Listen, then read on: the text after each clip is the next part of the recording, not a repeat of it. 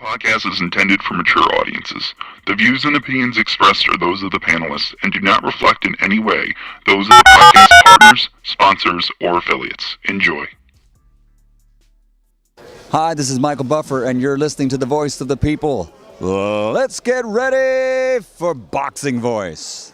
Every day I'm hustling, hustling, hustling, hustling, hustling, hustling, hustling, hustling, hustling, hustling, hustling.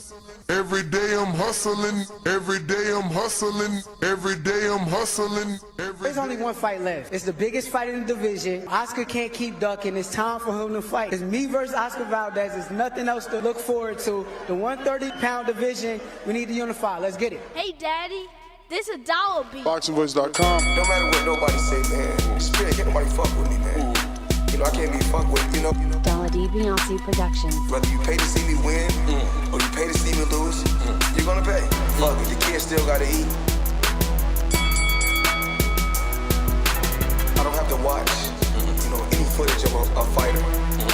I mean, because I'm Floyd Mayweather, everybody gotta watch me.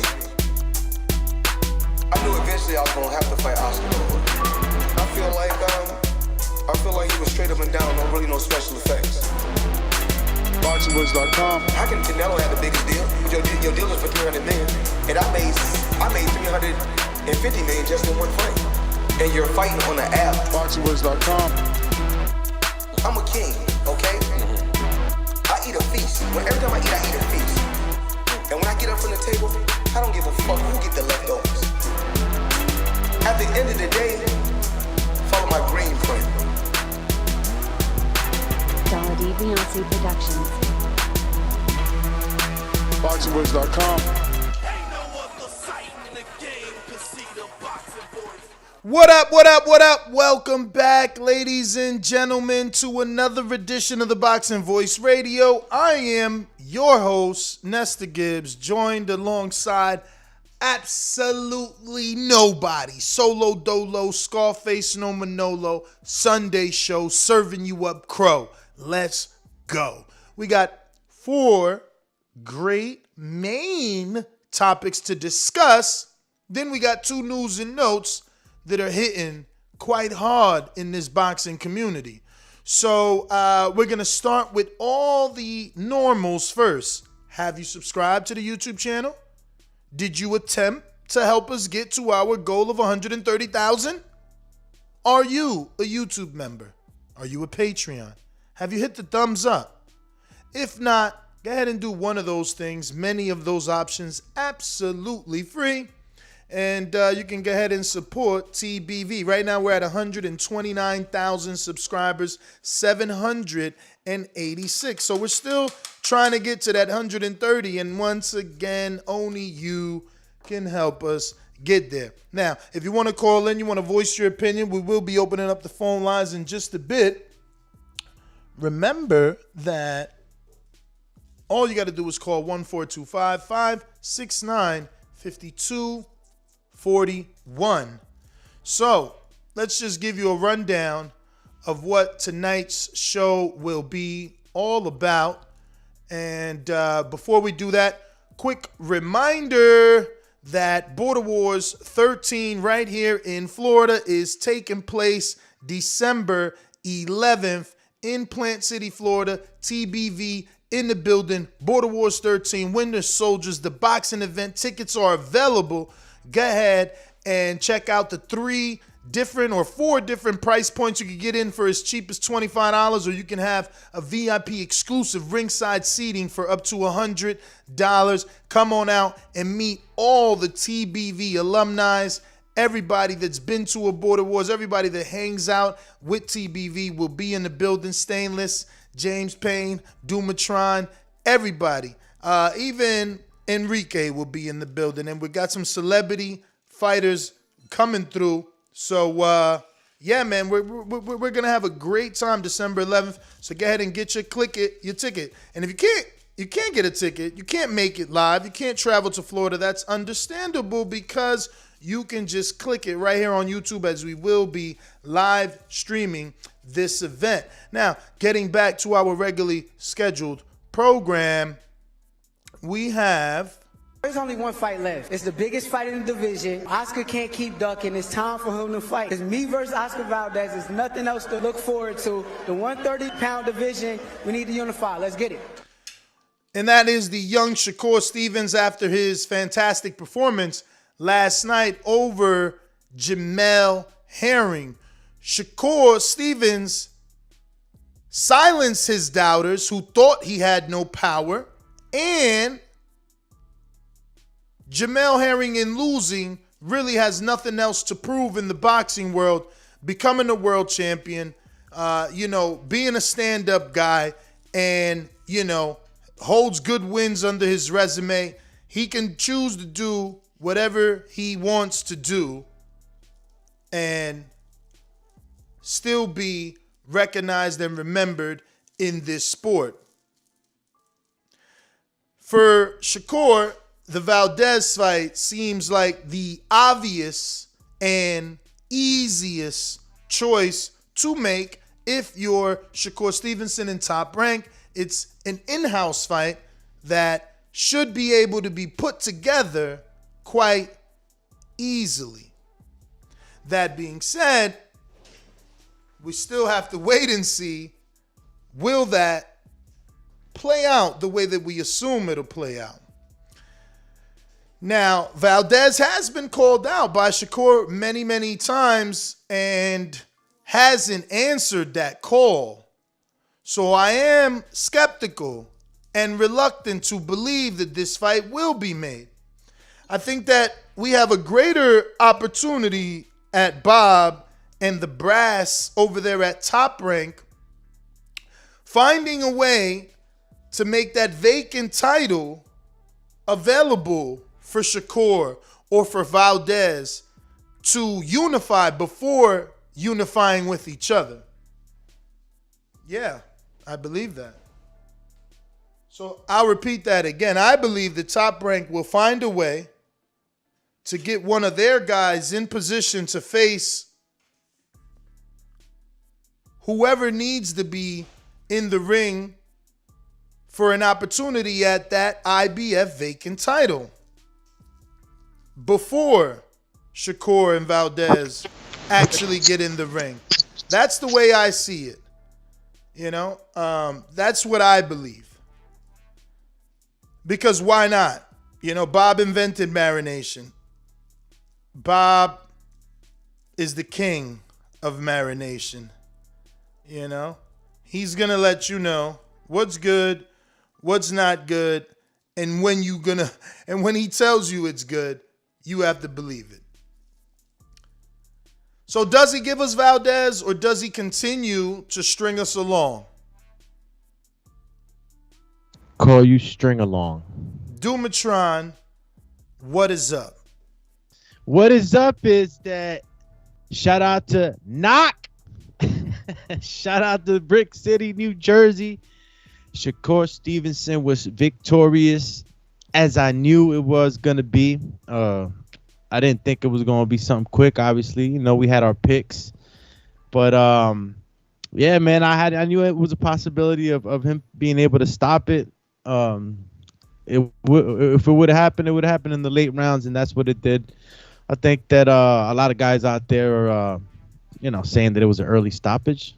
I don't know if you heard that going around. I mean, it looked that way, but I'm being told Red Spikes, the trainer, was the reason the fight got stopped. I don't know if he threw the towel in or if he got the attention of the ref and waved it off.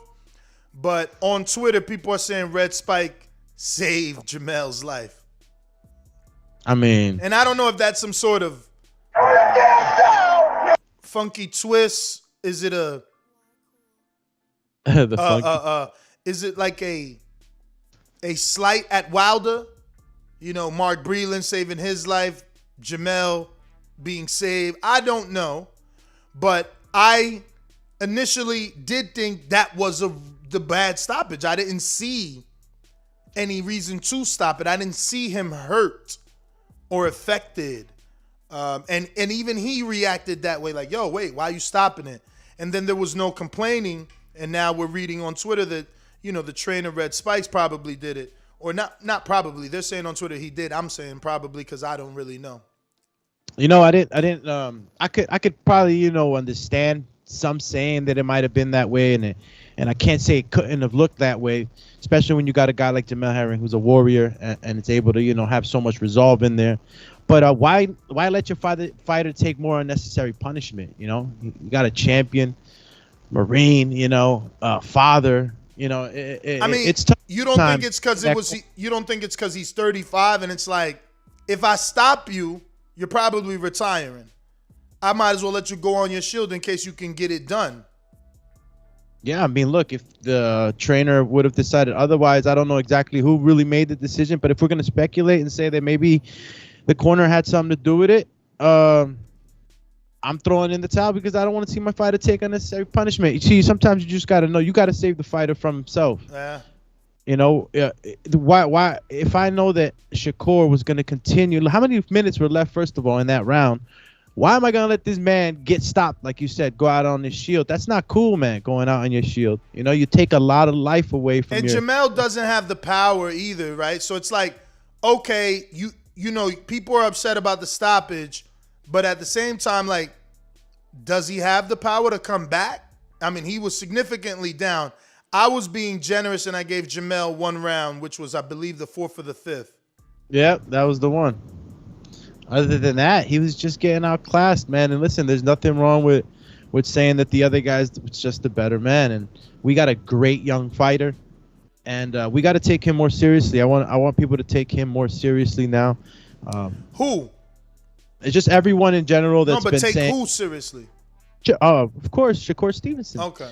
Take him more seriously when he says what he says. That he says that he's the best, that he can take on whoever. When he's calling these guys out, it's not just him being, brash and I don't know what else to tag it with, but like he's not a bullshitter, basically. Take him for what it is. A lot of people were saying, Jamel's gonna teach him a lesson. I'm just like, where? Yeah, but I think it's the arrogance. Many. That turns people off. Mayweather had that same issue. Some of us paid to watch him lose or in hopes of him losing. Do you think it could be that? This is true. I mean, perfect example, bro. Mayweather, he made millions off of people, wanting him to lose. And, one thing I did like about Shakur Stevenson, that even in his youth, because he's still a young fighter, there's still a level of respect there. Mm-hmm. He did go to the locker room. He embraced Jamel Herring. He gave him his belt, back, and you do those things. Not everybody does them, but when you do them, you see the sportsmanship, and the reality of it is that, there's no hard feelings. Apologize to Jamel Herring's wife, even though Jamel Herring's wife was really not trying to hear nothing, and, she was totally understandable. I know my wife would have been mad as hell too. Like, yo, you did a little too much. But she actually came out on Twitter, and I'm paraphrasing, but she quote tweeted the whole video that you and I watched that Top Rank put out, and she said something like, basically like, congratulations, hold on to that belt, and you don't need to do that to sell a fight for the future. Let your skills do the talking. You good enough for that. And that was her response to him. But I seen the video. She was not happy with the young Shakur Stevenson, but I think that has to be emphasized that he is young, and when we're youthful, we make mistakes. It should never be a situation where you are judged forever based off a mistake. And I think that it's true, man. And and I can't really understand otherwise. Like, I'm about to fight you. Like, things are gonna get heated. I'm not gonna have the same mentality. Mm-hmm. It's wartime. Throughout the whole lead up, though, there was no real crazy disrespect. There was just aggression, really. I thought most. You could say it was disrespectful. Yeah, trying to tug on the belt. But what I'm saying is that there was more aggressive tones than anything super disrespectful. I mean, nobody got slapped. Nobody got pushed. None of that craziness. So we gotta give the young boss some credit, man. And he took it to a veteran, and he got the dub. Stoppage. A lot of people were talking about the distance, and I totally did not, have any. I was, listen to me. Lucky thing I got that little betting crew. I was going to go ham on the distance. Honestly, people had me believing this dude had no power, you know what I mean? And I was okay with it because it's like, so what? Mayweather wasn't knocking dudes out. If you could outbox dudes, I don't care. So I fell for the hype of him not being able to knock nobody out, him not having power. And I was about to make a crazy bet. People's like, not people. The little betting group I put together is like, nah, this ain't the fight. What? And sure enough, he got the stoppage, man. So, it's good to be talked off the ledge by educated boxing fans because, it could have been a mistake. It could have been a bad mistake. Costly mistake. And then that's the thing. So many of us just thought that that's what it was. But I did at least I put the narrative out there in the buildup. I said out loud, maybe he gets a stoppage because it's that phrase in boxing. They say you raise to the level of your opposition. So the greater the opposition, the greater Shakur Stevenson's performance. And honestly, that's what happened. That's what happened. Hey, what happened? What happened? Hey, yo, I wonder if that's the real prime time because he was on the show today and he told me he lost money betting decision on. Yeah, I had him on. He got the one on there. I know. Prime time, man. Champ. Let's go. Listen, look, and there was a lot of people that believed that Jamel could do the job, and again, look, it was just you can see the levels in that fight. The Shakur was just quicker. He was more intelligent on the inside, even though all these knocks were coming his way that he can't fight. You got to put the dog on him. Plenty of times Jamel tried to put the dog on him, and he was just able to grapple with him on the inside, able to hold when he needed to. He showed. Nah, that's what he needed to do more of. That's the problem. He was trying to box Shakur. This shit had me frustrated, and I hate when dudes. And look. Maybe that's going to happen to me one day, but I'm old. I ain't fighting. You understand what I'm saying? But maybe that happens to people is all I can say. But when you get in there with a dude you can't beat, why you start doing 52 blocks? Everybody in boxing does that. Like, it's like I ran out of options, so I'm doing this now. Like, I'm doing a whole bunch of herky-jerky, wasting energy, bunch of feints, bunch of bullshit. I'm just doing this all night. Yo, what? Yeah, I'm right here. Yeah, little whippersnapper. I'm about to get you. Yeah. Stop fucking moving. Throw some fucking punches. That shit was crazy, bro. That shit was real crazy. And you see it over and over. It's like, when they run out of things to do, they start, all this weird shit, like trying to, I don't know, I don't even know. What's it called? Like, what's the shit when you swing the pendulum back and forth? Hypnotize your ass, man. Because I don't get it. Like, all this herky-jerky, dumbass movement, that shit did nothing. It did absolutely nothing. He had more success grabbing one arm and beating to the body. Yeah. There's certain things. Look. You ain't going to outbox Shakur, man. No. And that herky-jerky stuff, that sort of Tyson Fury feigning and stuff like that, it can work for you, but there's just some fighters out there, Ness, that they do not react to bullshit. So they're just, first couple of times. I hate to cut you off, but that's one thing. That boy is so calm in there, right? I never seen him breathe like that. It was just like, bro, he was never tired. He's too calm. He's too calm. He's in there to dismantle you, and he has no other thought. He's not thinking about nothing else. And he put these punches together, man, that I was like, God dang, man, my boy taking a lot of shots. Too fast, too, man. Very fast. 4 or 5 shots. Quick. Bang, bang, bang, bang, bang. That right hook kept landing around that high guard.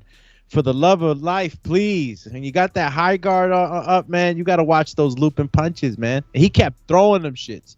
He would double them up. I mean, look, man.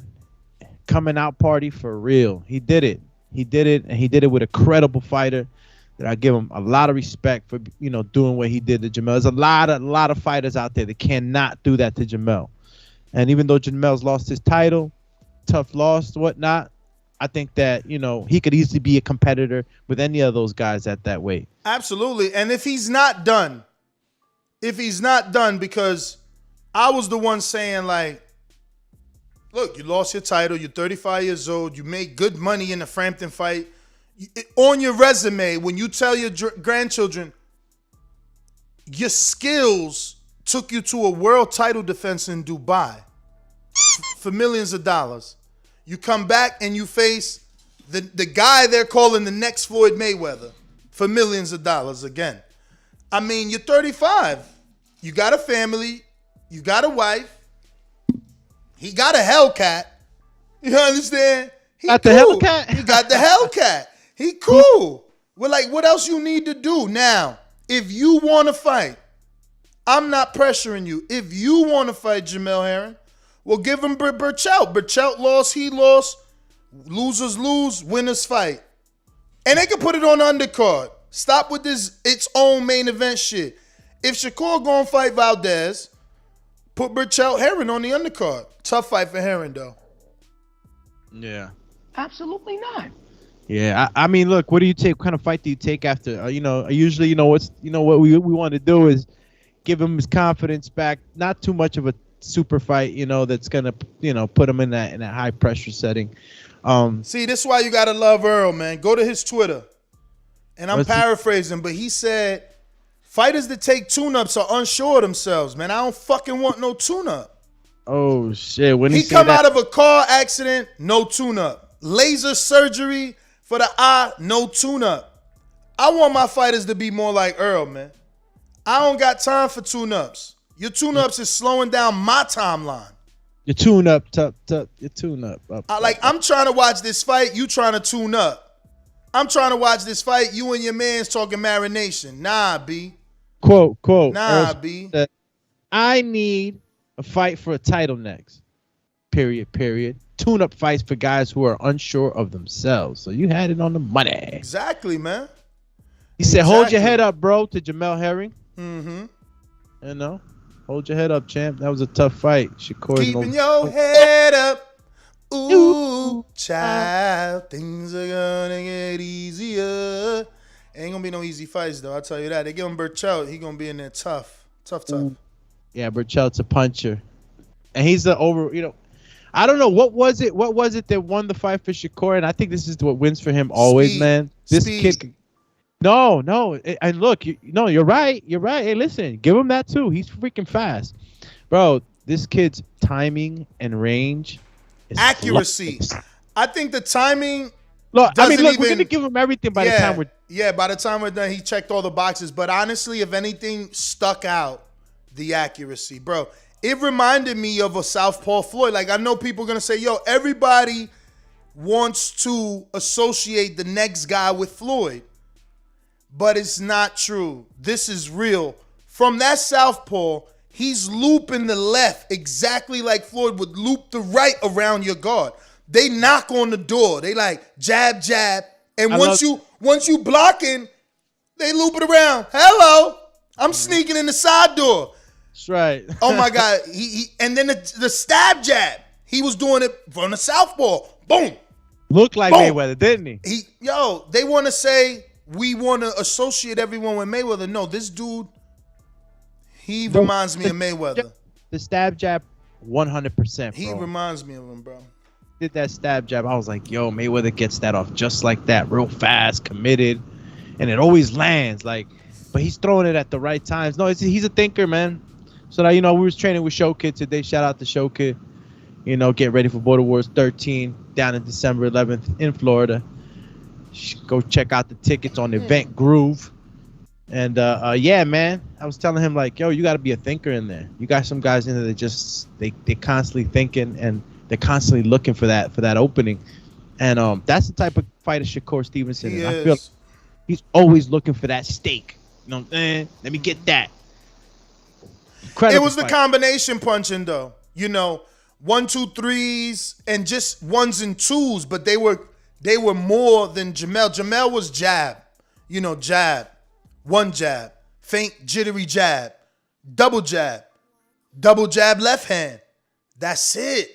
Shakur was mixing it up, man. So well. It's, I'm very excited, man. I'm very excited. I hope they don't pump the brakes. Because let's be real, Nakatilia, who we don't know, is the only dude who has power that he faced. So Top Rank, look at Edgar Berlanga. They know what they doing. So they like, oh, Edgar's looking too hot. Hold on, let's put him in there with something to see what's up. And they seen what's up. So I'm just wondering, are they going to pump the brakes? Like I said, over marinate.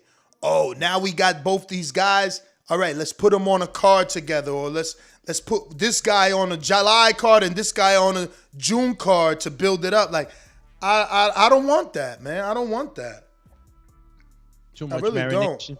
We've lost a lot of fights like that now. Now I can actually say we've lost a few fights to that. Yo, marination. AJ Joshua is gone, man. That shit is gone. We thought that was one of the biggest fights in the world. Wilder AJ. Yeah. I mean, look, who knows? Oh, I said AJ Joshua. I meant to say Wilder AJ. Thank you. It's that cookies, bro. Enjoy. I wish it was galletitas. Oh man. Well, it's got to be something good. Definitely. Yeah, Definitely a high grade. Yo, speaking of the high grade, man, what'd you think about the freaking what he was wearing? I thought that was pretty dope. Shakur? His whole shit was fly. It was decent. I mean, I wasn't in love with it. It gave me like Tyson Fury, Sparta, Greek Rome type of like feels, but it was tela. It was like material, so it didn't like the shoulder where Fury had the actual pads. He just had like a design made out of cloth. So he get an A for effort. The colors, red, white with the gold, beautiful. They pop. So yeah, I was happy with it. But there's actually somebody I don't even follow, bro. He was on a Tony Jeter card. Let me pull it up. He was on a Tony Jeter card. His outfit was the outfit of the weekend, man. His name is like something Tony or Tommy Brody or something like that. Let me try if I can find it under Brody. My man Jamel had the camouflage. Look at this shit, bro. Team Brody. Look at my man's ring outfit, bro. I mean, first of all, this how you do it. Okay? Right. I don't know this dude, but this how I found him off the ring outfit. And he's trained by Mustafa Mickens, and he follows us. Look at that ensemble. Only thing I would have changed is them Nike boots, but I'm going to be real. I know a lot of fighters that like them Nike boots. Hawk stood in a pair of them shits. I don't like those. I prefer the Hyper Dunks all day and twice on Sunday. But no one tried this. As many years old as this movie is, no one's tried this. This was actually impressive. What is it? You not on YouTube yet? Yeah, I'm here, but it's still not on. Oh, well, it's the Freddy Krueger boxing outfit. Glove, hat, sweater, and all. Oh, he did it up. Oh, snap. I see it, champ. Only thing I don't get is that Cobra Kai Cobra in the front. I don't know if that's like the name of the gym, his own logo. I don't know. It's pretty big in the front. But the outfit itself looks amazing. And then here is him walking out with it, which even looks better, to be real. You caught that. Yeah, he caught that. Very creative. Shout out to him, because Jared Anderson came out as Chucky. So, you know, people are definitely working and thinking, and this is what you want to see. I want to see you try to separate yourself. Try to get a talk show host to talk about you on his biggest day. And Team Brody did that. You know what I mean? They did that. What did it say on the trunks? Hitter. He got the win. So, you know, look at him, excited and shit. Shout out Team Brody. Shout out Mustafa Mickens. What came up right now? Mustafa stayed with a bunch of Mustafa. He's a hell of a look at Mustafa in the back. Like, yeah, we did it. Yeah. One thing I got in common with Mustafa, which I agree with him a lot, is that the guards.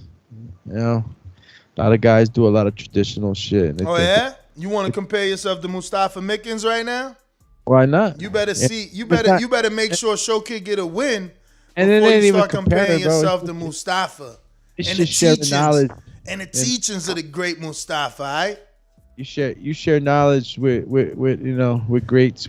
Everybody shares knowledge. You know what I'm saying? Yo, I don't know what press conference I was watching. It could have been the Herring-Shakur, but you ain't hear the trainer. Oh no, it was Rolly's trainer. He's like, this like a young Simba.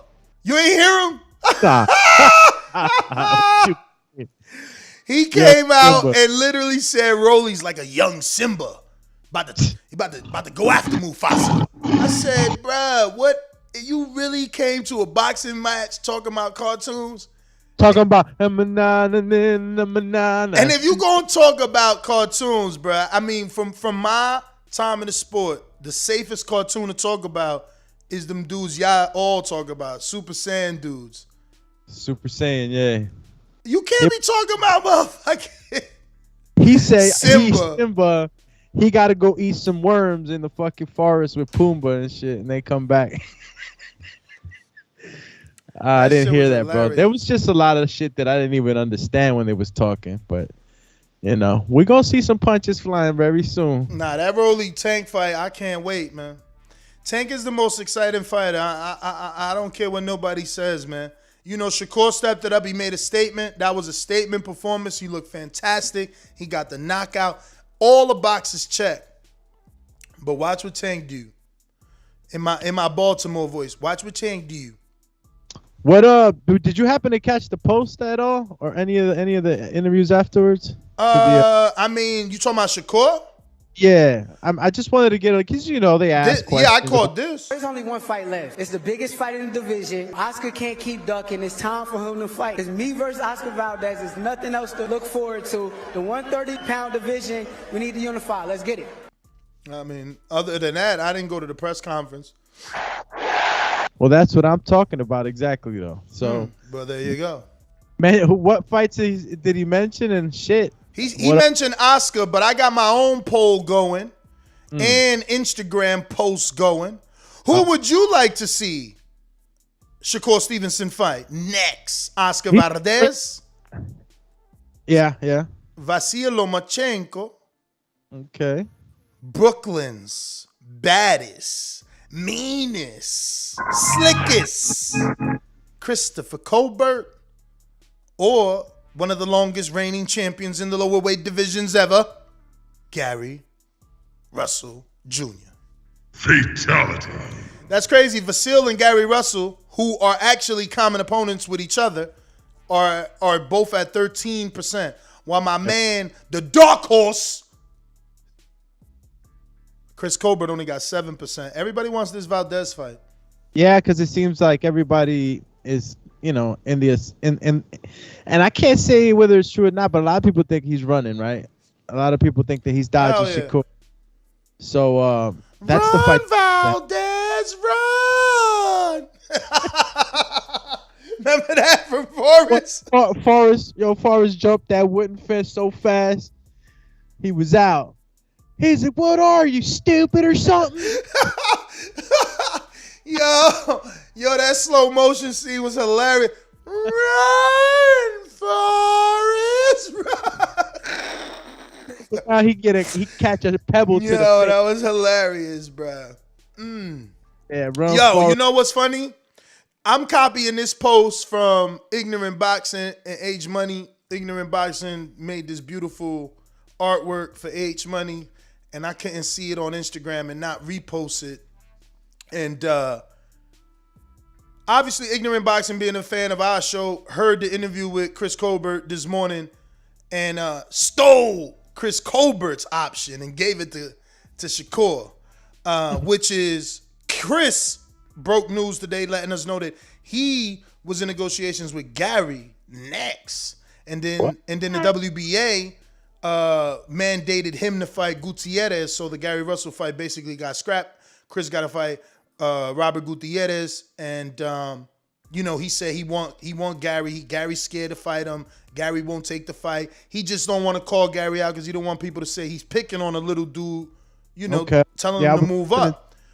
So I say all that to say that Ignorant Boxing heard the interview and obviously put Gary as an option for Shakur, but also put Chris as an option and Vasil and Valdez.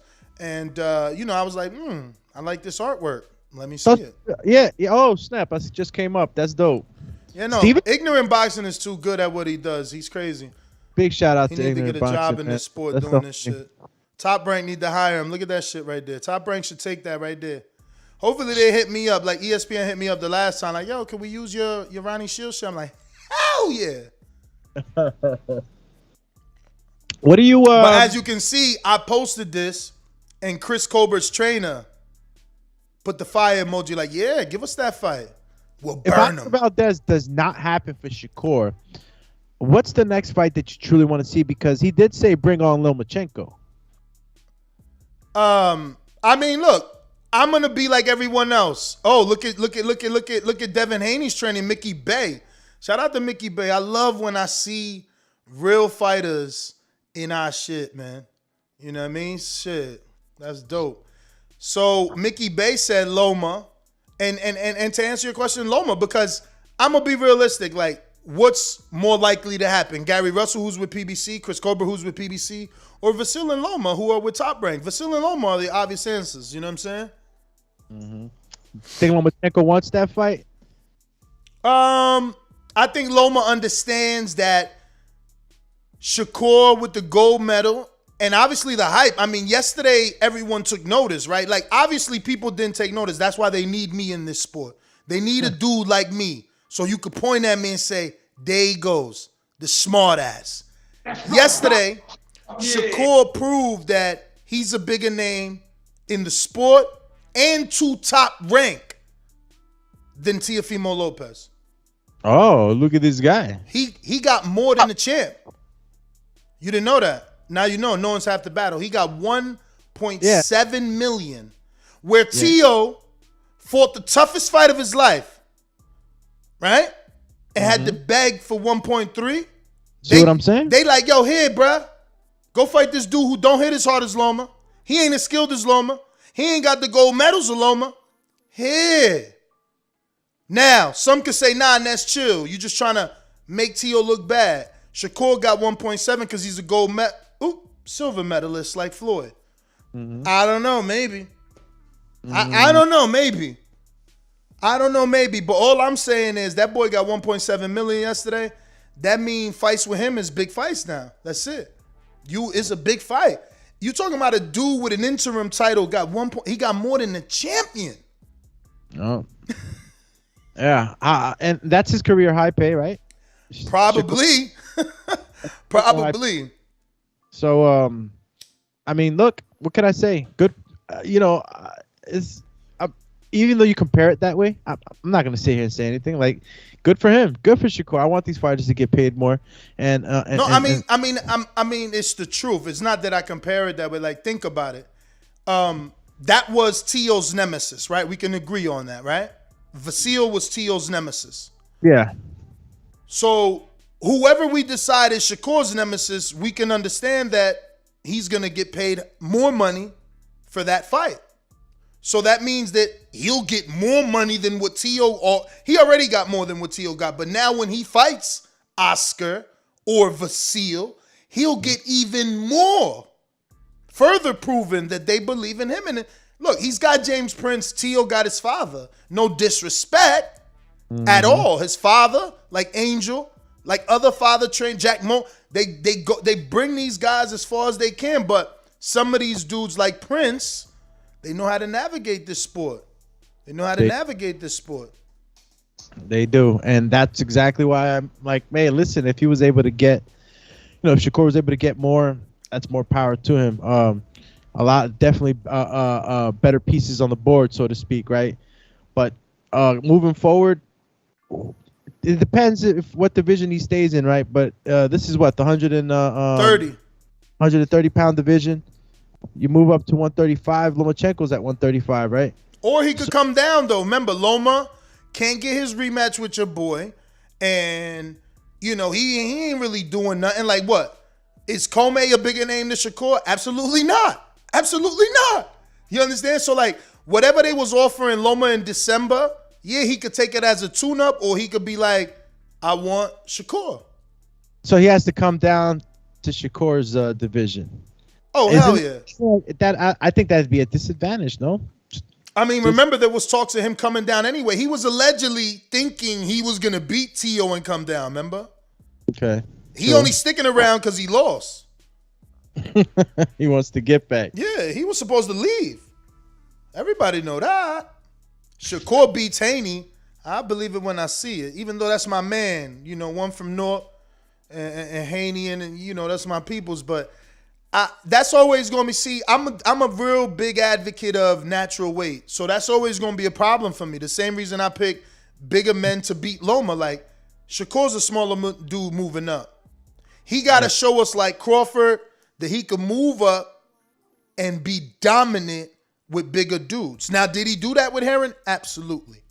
Absolutely, because not only did Shakur move from 126 to 130 to fight Herring, Doomy, but Herring, when he was with PBC, was fighting at 135.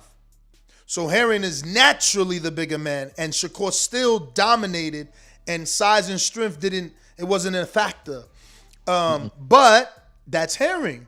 We need to see what it looks like when Shakur gets in there with a natural 135-pounder in Devin, which really that fight won't happen till what? When they at 140 or maybe even 47? And Devin, if you just look at the two men right now, they're both great champions in their own right, but Devin looks more like a man. Shakur, at 24 still looks like he's growing, right? Or no? Am I wrong, Dan? I'm gonna hit you with this one, but only because I got mad love for you, champ. All right. What you just said is one of the most insanely idiotic things. You love this whack-ass soundbite. That whack-ass and it's too long. Don't nobody ever let you play because that should be like mad slow. No point. There you go, see? It was still playing in the background, but if I could talk over it and blur it out. Nah, man, listen, I don't know who looks more like a grown man, but they're both young men. They said Stevenson looked bigger than Haney. Y'all out here capping, man. Yo, listen, you know what that is? That's the Janet Jackson effect, man. That's the Janet Jackson effect. What's that?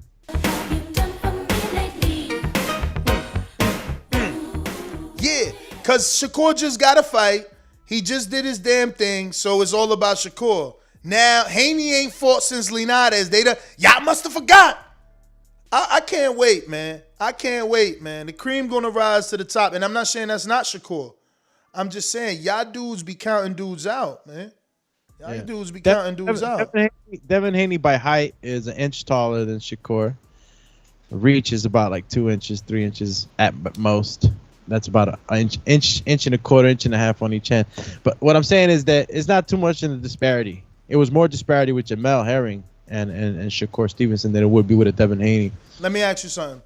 Do you think with the rise in legal sports betting that Mark Kriegel and Tim Bradley could have been financially influenced to say that they had sources tell them Shakur was allegedly struggling to make weight, and 8 days ago he was a welterweight, to sway the line for Herring, who was a huge underdog? So you're asking me if that's something that could happen? I'm asking you if you think it's possible. I mean, to get paid, like like somebody says, hey, listen, mention this like this so that we. I mean, that is nuts. Are you gonna mention it for free? If a producer comes in like, yo, I need you to say that you heard rumors of this guy being overweight. I mean, you would question it. Yeah, true. So, I mean, you got to pay me to say some weird shit like that. I guess a lot of people could be swayed by the words of Tim Bradley. Obviously, he's on there, and like you know how many? It's people in the chat right now like, hey, I mean, according to the telecast, he's struggling to make 130. Yeah. See, I don't. Just like according to the rumors Samson put out, Devin was been leaving 135, and here he is still there waiting. Well, that's what I'm gonna tell you right now, and we do this. It's called misinformation. We give out misinformation throughout the whole camp, man. If y'all want to listen to it and y'all want to bank on something that you heard, that's on y'all. But at the end of the day, like, I got to be ready. So it doesn't matter what's been said or what they heard or what Tim Bradley's going to say. But as far as betting, that's a little different, obviously, because we're not talking about the fighters, thinking about anything. We're talking about people that are putting their money out there. So, yeah, Ness, I think that what telecasters say can influence just as much as was being said, rumored in the boxing circles. Because if we would have heard it in the boxing circles that Stevenson was having trouble, then okay, look, word around it. Well, remember, Knockouts with Nika also said it before Bradley said it. Yeah, so like sometimes you give out misinformation to flush out the rats. You know what I'm saying? People that are gonna go out there and spread it. So it's a game, man. It's a warfare out there, bro. And like everybody's trying to get an edge. So it's just chess, not checkers. B, and looks like we won out here. Brick City, stand up. It was chess, champy. All right, get out of here. Yeah, that's really much all I got to say about that. I'm not much of a gambler, but when people like Bradley talk, people are gonna listen. Brandon stroking our ego. He said, bruh, they listening. They heard Naka say it on your show. Yeah. I didn't see it. I never saw him have trouble. I was just like, what are they talking about? Yeah. My man's handled his business, man. I'm real happy, bro. I was real happy yesterday. Honestly, though, and thank you, ESPN, for not cutting anything off. I know, right? Because the Friday fight definitely went black. That was bananas. Had me like, yo, what happened to Rozeki? Jeff going crazy right now. For real. Shout out to Rozeki. I mean, it is Sunday. We could definitely recap that. Friday night, Oscar Rivas versus Ryan Rozeki took place. The little to unknown Ryan Rozeki moved up from light heavyweight, which is 175, to fight at a limit of 220 pounds. He weighed in at 202. Oscar Rivas weighed in at 222. And it was said that Oscar Rivas obviously ballooned up and had him by about another 20 pounds. Bro, he was a heavyweight. What the hell? Yeah, so first of all, I don't get the Bridger weight, because if you're going to cut weight to make Bridger weight to balloon back to heavyweight, what the hell are we doing? Like, literally, what are we doing? You're still putting that pressure on the fighter to maintain certain weights, because you don't want to be going up too fast. I mean, and you don't want to rehydrate too much either, because then you're going to be a little sluggish. So people are in that weight division, going to have to get the sciences for that weight division on point. It's a little different, but I get you. Like, you're going back to a heavyweight, so what is this? Yeah, bro, you balloon back. Like, I didn't. It was weird. It was weird to me. Like, that being said, Rozeki's gonna watch the tape and hopefully be upset with himself, because he could have made that fight a lot easier, and I think he really could have won it. Watching that fight, he was able to push back Oscar Rivas. And maybe I'm wrong in saying that he could have won it, but I just feel like anybody that fights in that manner where it's like, oh, you're about to hit me? Let me shut up. Oh, he's hitting me. Okay, he stopped hitting me. Oh, it's my turn to hit you. I'm going to hit you. Now I'm done. Okay, you can hit me. That ain't going to work. But that's what Ryan allowed.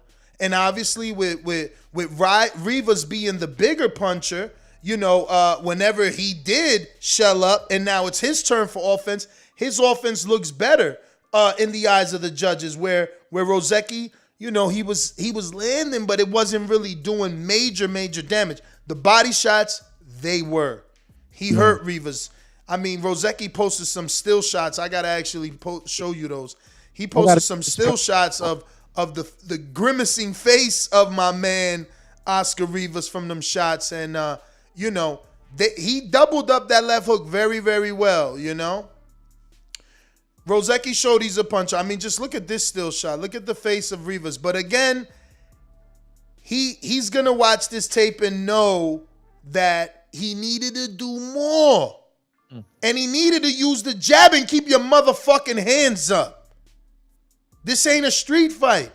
Keep your hands up. And he has a problem with that.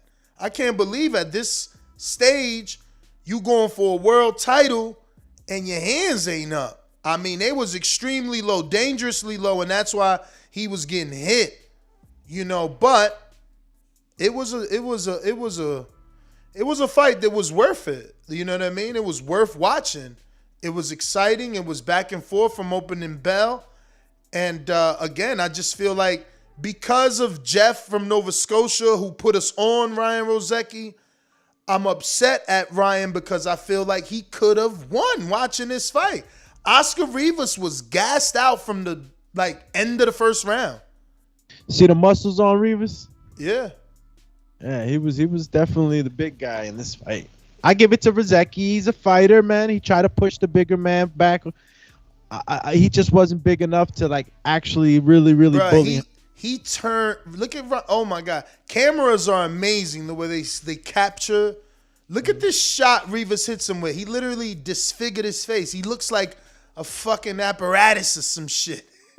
He's a fucking ghost right there. Like, bruh, it looks like he's Two-Face right there. That's the side that's all burnt. Not the uppercut, bro. The right hand, Lord. And this the thing. Ryan didn't go down, bro. Tough as nails. A light heavyweight. That's what I'm saying. That's why he's going to kick himself. Because he's like, bro, I moved up 2 divisions. If I would have just jabbed. If I would have just had some slight head movement. Just slight head movement. I actually thought, listen, the thing is that we're used to seeing traditional styles, keep your hands up and stuff like that. Rozicki's told us time and time again, he has the old school style, Jack Dempsey sort of rolls. And I was seeing a lot of Jack Dempsey rolls, so I can't say that he didn't have good head movement. I think that he just chose to stand in front of Rivas too often. He should have boxed more. And even though that's his style, I would suggest that, throw a little bit of flavor in there, man, so that you can fight on your back foot. That shit, it's a punishing style. And you got to be able to at least parry and block most of those shots if you're going to be continuing in that style, man. If not, include some fucking peppy jabs in there on the back foot. Lead them into something because, you don't got to fight forward all the time. Even if that's your true style that you're always going to fall into in a fight, throw some fucking flavor in there, man, because if not, you're just going to be in grueling bouts. And that, damn. And I'm looking at the picture you're talking about, like his whole face jiggled from that right hand that Rivas hit him with. So he's gonna have to make a couple of adjustments, talk to the team and see what can be done to preserve the fighter's life and longevity. And I think he's a tough ass dude, bro. And anybody out there knows Jack Dempsey rolls, you go back, you'll see what I'm talking about. The body work Ness was pretty damn good. Yeah, man, I loved his double left hook to the body. Again, that's what I'm saying. He's going to watch this and see the things he did right, see the things he did wrong, and really kick himself because he was close. Exactly. And the thing is, are you going to get an opportunity like this again with a guy like this who gasses out in the second? The end of the first, you could tell by the second, Rivas was super tired.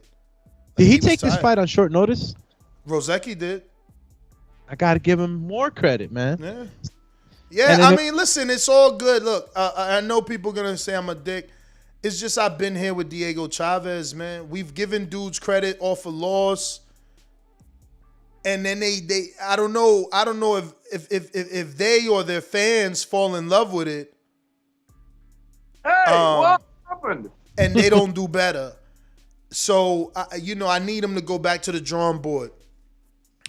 But Terrence Crawford posted 34 minutes ago. I guess he's listening to the show. He said, I keep telling you, little bruh at Shakur Stevenson going to be next one to take over boxing. But what do I know? Shout out to Bud, man. Oh, look who's here. Look at this guy, Enrique Casual Fan Church. What up? A.F. Ness, drop that Janet Jackson effect real quick. Oh, wow. All right.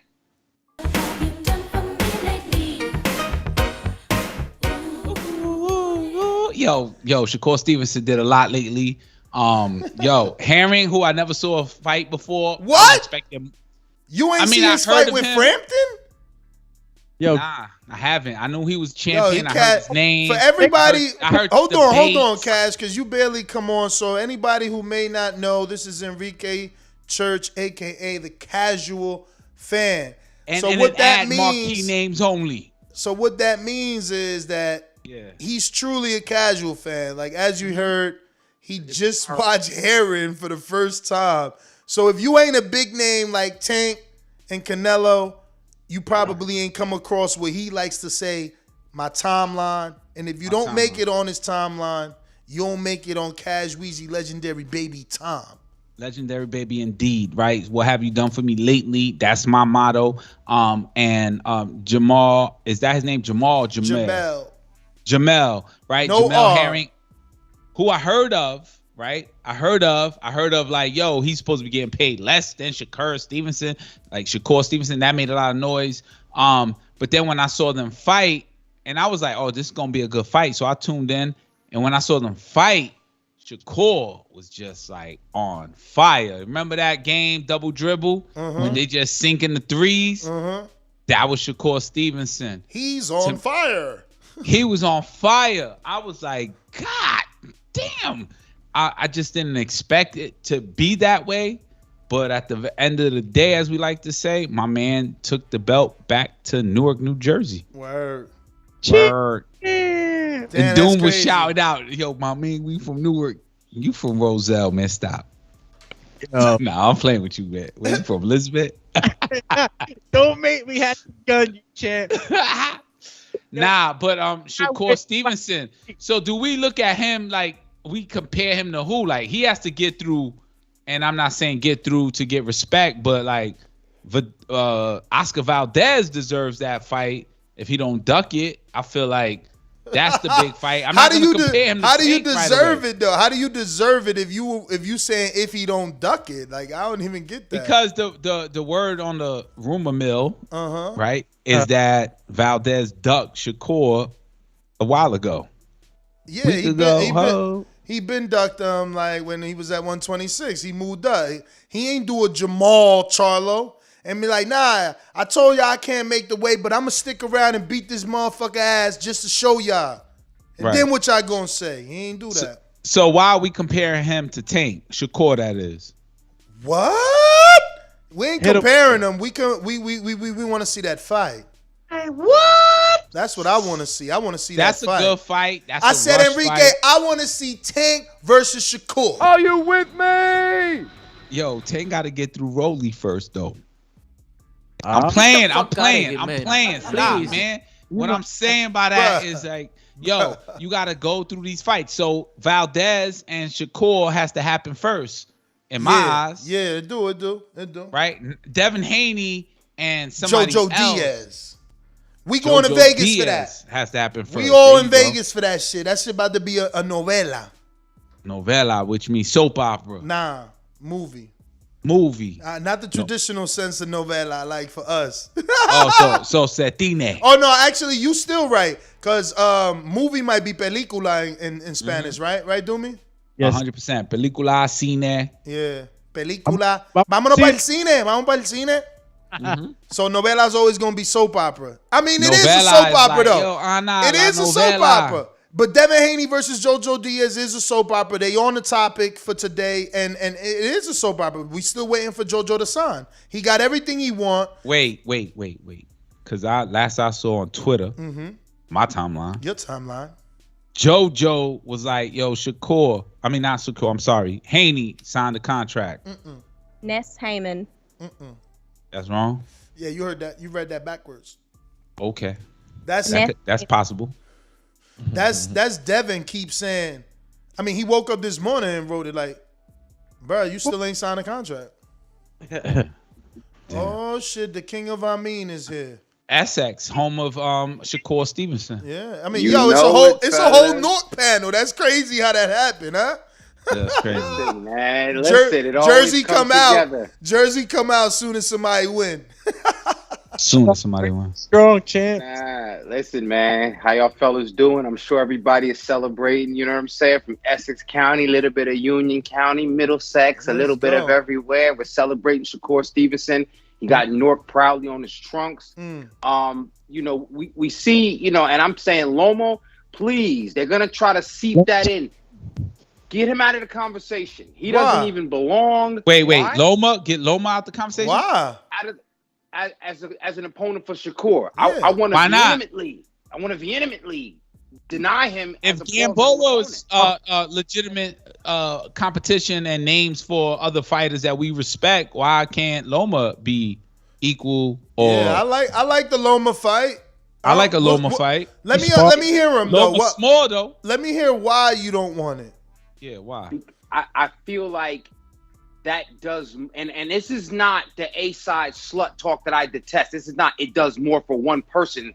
I mean that I don't think is as far as where he's at and where Loma's at, it's good for Loma, but you know, Shakur to me is amongst the young lions. So he needs to try to aim his trajectory equal or greater than that. One would say, but Tio beat Loma. Like, of course, if he fights Loma too, then he'd be in the same conversation. I don't think that he's going or he should go through that slow trajectory from 130. And this is one of the rare times hold on. I got a question. I mean, right? Because you about to go in and like persuade people different. Oh shit. Shakur Stevenson just beat Jamel Herring, right? Yes, sir. Who are the names before him though? What you mean before him? Yeah, like that Shakur beat. Joet Gonzalez. And Joet Gonzalez. Those but that don't ring bells. Nah, he wildin'. That don't ring bells. It's Pitufo Diaz and Joet Gonzalez. Now it's Jeremiah Nakatilia never in there, bro. He ain't in there. So how you gonna say that fighting Loma, who fills the Garden, who once upon a time filled the Garden multiple times, and the MGM Harbor, who holds 28, is not a good name for Shakur Stevenson? That is a good name. Will allow me to retort. For those of my Pulp Fiction fans. Introduce yourself. Reintroduce your point. I get Absolutely. you. Okay, start all over. Basically, you gonna start all over. Nah, okay, you ain't get it, so he giving you another analogy. Yeah, what he about to do. I think do it. For Loma, yeah, Loma's on the comeback. He just beat what's my man? It's two of them, but Nakatani. Nakatani. Okay. See, that was a great I know. fight. I'm there. Nakatani was beat by Lopez. Right Lopez now, beat Nakatani. Again, to me, that's top ranks play for Shakur. That's a top rank play. We see Bud Crawford bite on a top rank play. If there's any top rank play to be made, any top rank, in my opinion. So you're going out of top rank. No, I'm going out of top rank, but up a division. I'm going to Josh Taylor. And everybody told me, shout out to Steve from the UK. Shout out to Show Kid. I'm watching every fucking That's thing a big moving. fight. I like that name. It's a big fight. And That's most a big people one. think Josh Taylor is too big. But what I'm thinking is, if Tank move up to 140 and do something spectacular, anything I can do, you can do better. That whole thing, right? So I go up to 140. No, you can't. Yes, I can. No, you can't. Yes, I can. That's Candyman shit, right? Nah, that's like Jordan Orphan Gatorade Annie or and some shit. That's like Orphan Annie and shit. Yeah, that's Orphan Annie. Yeah, you're right. But you get what I'm saying? Like, if anybody's going to jump around and we want the Tank fight eventually, that's the first people love Devin. But So wait, wait. because I know there's a lot of people that shit went over their head. Are you saying you don't want Loma because you want Shakur to ask for Josh Taylor fight? Yes, there's a greater fight. The Loma fight is great for Loma on the comeback trail. It's great business. Okay, but stop and walk with me. Yeah, I'm there too because I'm trying to figure Why this out. would Josh Taylor fight the smaller man with one belt, moving up, that's never been on pay-per-view, that he will just be, like most people would say, you just be the small dude. He wasn't ready. Josh Taylor was on pay-per-view? No. All right. And neither was Shakur Stevenson. No. All right. So why did that come up? That's my point. That's my point. why. Because if I'm Josh, I'm looking at you like, you want me to fight Shakur? Fuck you, Bob. Give me Tio. Yeah. You want me to fight Shakur? Fuck you, Bob. Get me Tank. You want me and to fight I feel like Shakur should have the Oscar fight and then Josh Taylor. You know what I'm saying? I feel like he got Oscar, and then who else is out there? Loma, Oscar, Loma, Gary Russell's out there. Gary Russell, Chris Colbert. Oh wait, whoa! They're still building Chris Colbert. Nah. Chris was on this show today saying he the only one gonna beat Shakur. Ooh, and I like that energy. That's real. He said it. I didn't know that. So yeah, I would love to see that now that he said that. Yeah. You know what I mean? Yeah. But Ness, you said why would Josh Taylor take that fight? Yeah. He probably wouldn't want to, but what else does he have going on that they could offer him at 140. You know what Top Rank does to everybody at 140? Ask Amir Khan, ask Bud Crawford. Once you do what you do at 140, they move you to 147 and you do nothing, or you go with 147, you go somewhere but you else. named 2 stars, though. You named 2 stars. Be honest. So Shakur's going to go into like the Canelo train style. He's just going to jump up 2 weight divisions, go take on the champ. Now Tank doing it. Tank doing Canelo it. Or is it Tank? Tank is doing it. And I don't disagree with that fight because I was on the pre-pro the other day and I was saying it, last night. I'm like, and I was bothering Robbie, right? I'm like, yo, he's going to be moving up in weight and he'll be taking out your boy Josh. But I don't see that coming soon. He's got to do a few things. There's so many fights for him through those weight divisions that I don't see him getting it right away. That would be something like Canelo, like, going up. Let me make this point. Ness made an interesting point last night. He said some promoters are honest enough, like Tank and LRB will tell you, this is what we doing. We ain't going outside, and we going to give y'all what we got inside. Right. Top Rank's dishonesty is along the lines of, yes, you and I think those fights is so many other fights, but that's not always what we get. We're led to believe one thing and given something else so often. So what I'm saying is, when that could happen, when the chances of that can happen, when the track record of what happens to those guys that do extremely well at 140 at Top Rank, and then, whatever happens, I'm just saying, you might as well shoot for the stars because you don't know how long or what. You know what I'm saying? Yeah, I used to feel that way until Top Rank's Tyson Fury for PBC's Deontay Wilder. So I don't go by that. Now we getting Crawford and Bud. But I want to ask you a question. That's right. You heard? Chris. You heard? Chris. Now we getting Crawford and Bud. And we getting Crawford and Bud. That's PBC and Top Rank. So I'm not gonna go, yo, Top Rank, give us the lie. They honest. It's the business that makes it legit. So my question, right, Chris Colbert, and you could tell people, yo, if y'all need to see the show, see the show. What did Chris Colbert say about Shakur? Like, what did he see that he's like, yo, I could beat him? Did he answer that? He just said he feel like he the only one could beat him. Shakur looked accurate. Super. But I don't know Jamel Herring. What you mean? Like, I don't know how good he like. is. Judo, no? He was a champ. Yeah, you don't know Puerto Rican judo. He was a champ. Know. He was a champ. He was a champ, but he was the underdog in the fight. Do you know exactly where these super chats started? Because they're gonna. I know everything. And go ahead, you Britannica face. Call me. The start of the super chat Doom Sinatra. was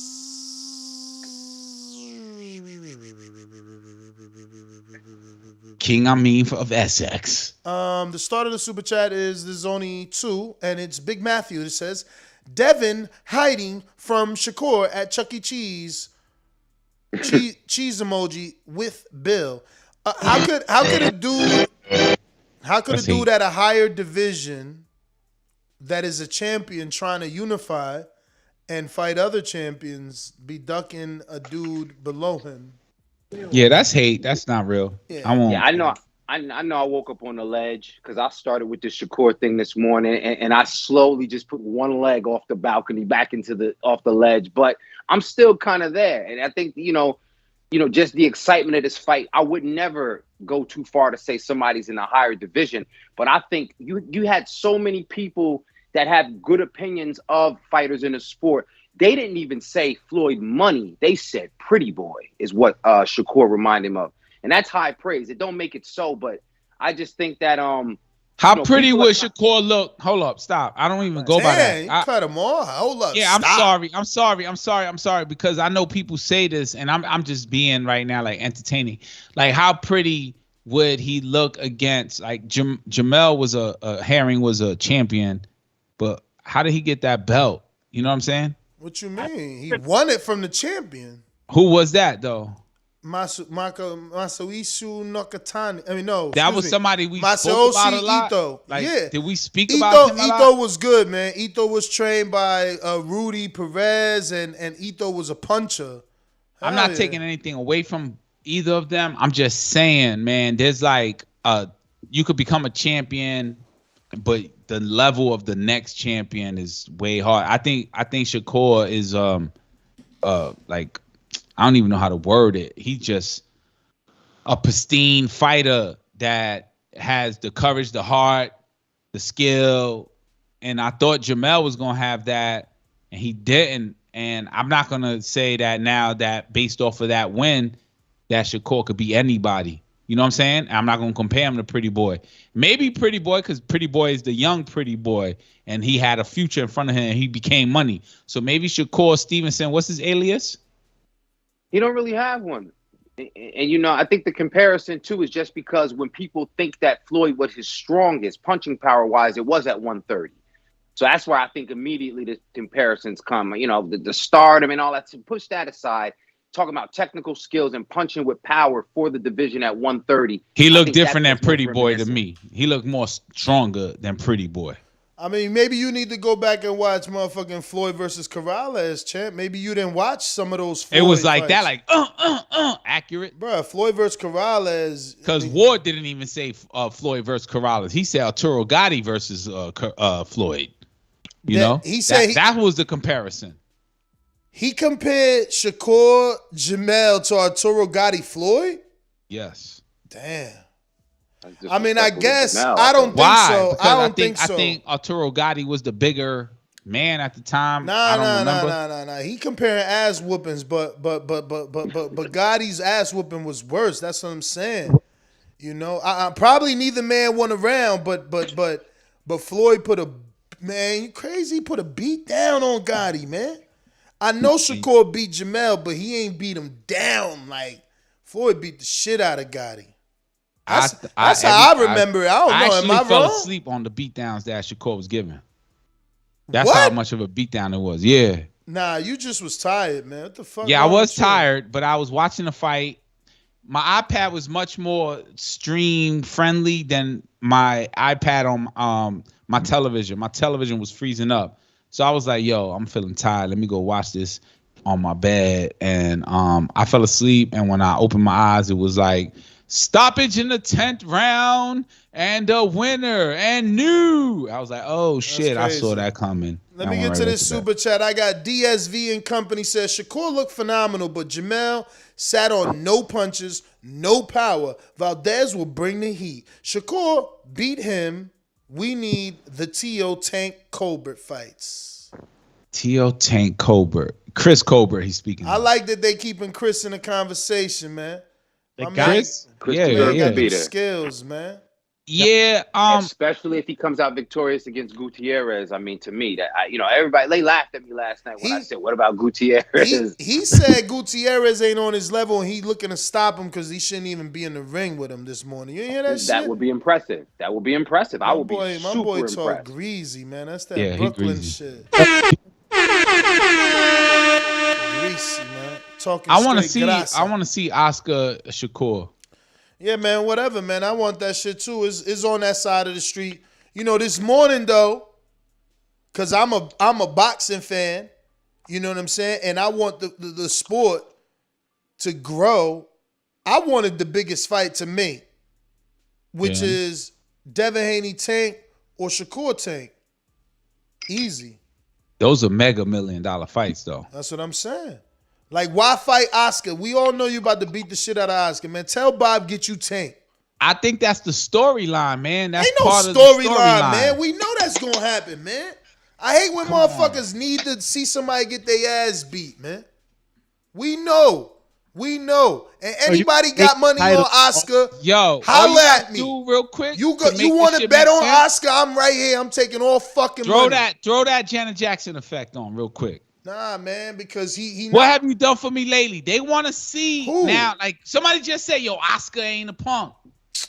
On the super chat. How you not? Listen to me, Enrique. How you not a punk, but you the one ducking the fight? What? We don't know. That's just speculation from the fans, the observers. Come on, man. We don't know. Right now, JoJo and Devin Haney. Champ, I'm your mandatory at 126. All of a sudden, you can't make weight. Who your advisor? I don't know who. Oh, Valdez is Frank Espinoza. All right, then. He told him, yo, don't make me. All right, then. Let's blame it on him. That's a team. Don't blame it on. That's a team decision because you the franchise. Yeah. You the franchise, not the fucking manager. Why you want why that did out Errol there? Spence not fight? Why did not Errol Spence fight Manny Pacquiao? He had an eye injury. All right, who's his advisor? Al Heyman. All right, then blame it on the advisor. Blame an eye injury on man.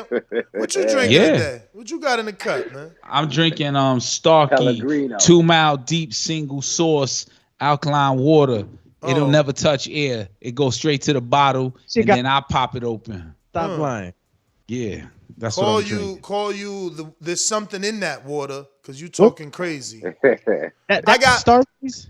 I got Mad Bet 100. Kansas City says everybody hates on Chris. Colbert beats Shakur and Loma. I said it. Yeah. I would like to see Chris Loma before anybody.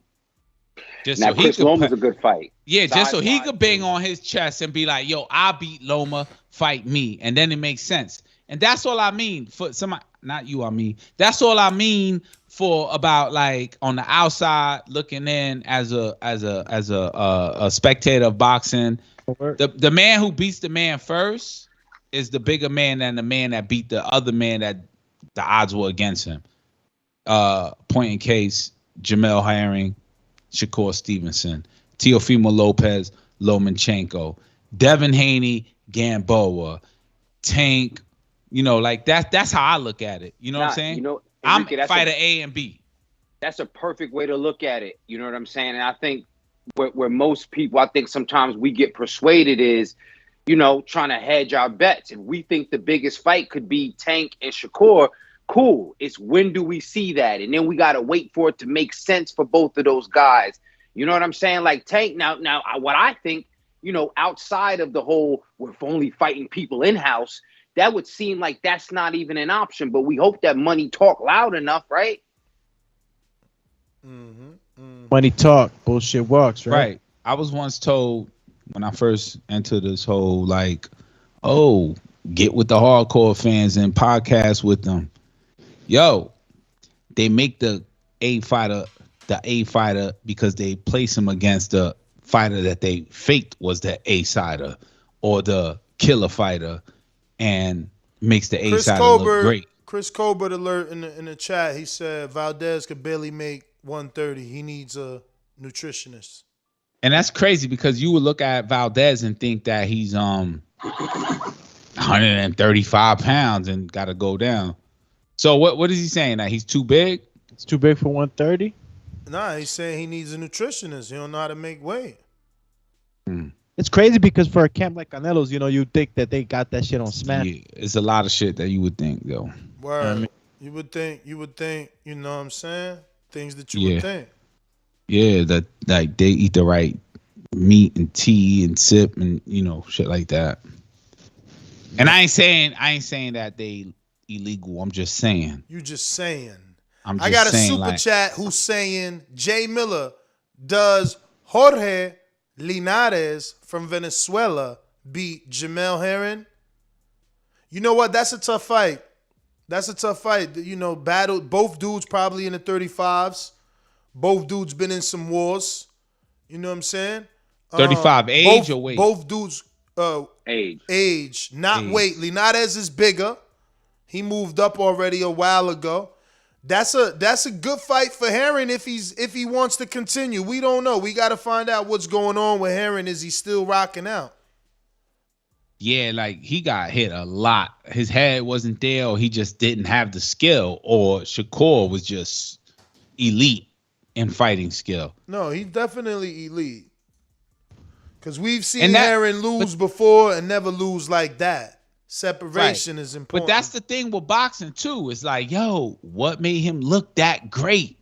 You know? What you mean? Because then when we have a pairing, right? Like a matchup, who has he fought? He lost against him. And I'm trying to say the right way without being disrespectful, but like who did Herring beat, you know? Carl Frampton. The last victory. But Carl Frampton is tiny. He beat Ito. He beat Carl Ito. Frampton is tiny though. He beat Ito. He became the champ by beating the man who had the belt. He was so the then that belt mandatory. was circulating, and this ain't disrespectful. I'm just saying the belt was circulating in the like fighters that weren't Bruh, A+. my man got like 4 defenses, bruh. He fought everybody. Jamel, you know that Shakur was a mandatory as well. He wasn't no motherfucking just, I'm going to give you a shot. He was the mandatory. So he made light. I'm not saying negative. I'm just saying he made light in that division. Oh! What do you mean he made light? Those dudes weren't elite like you think they were. I mean, like we think they were. Okay. You know what I'm saying? I mean, if that's what you want to say, that's fine. But I'm just saying, like somebody came in that outshined him. If he was mandatory, yeah, all right. He outshined all of them. I'm so lost. I don't know. I don't get what he's. He made his way there, man. Like Ness, you could be the finest podcaster right now until somebody comes in mad smart, way articulate than you, and just like make you look like nobody.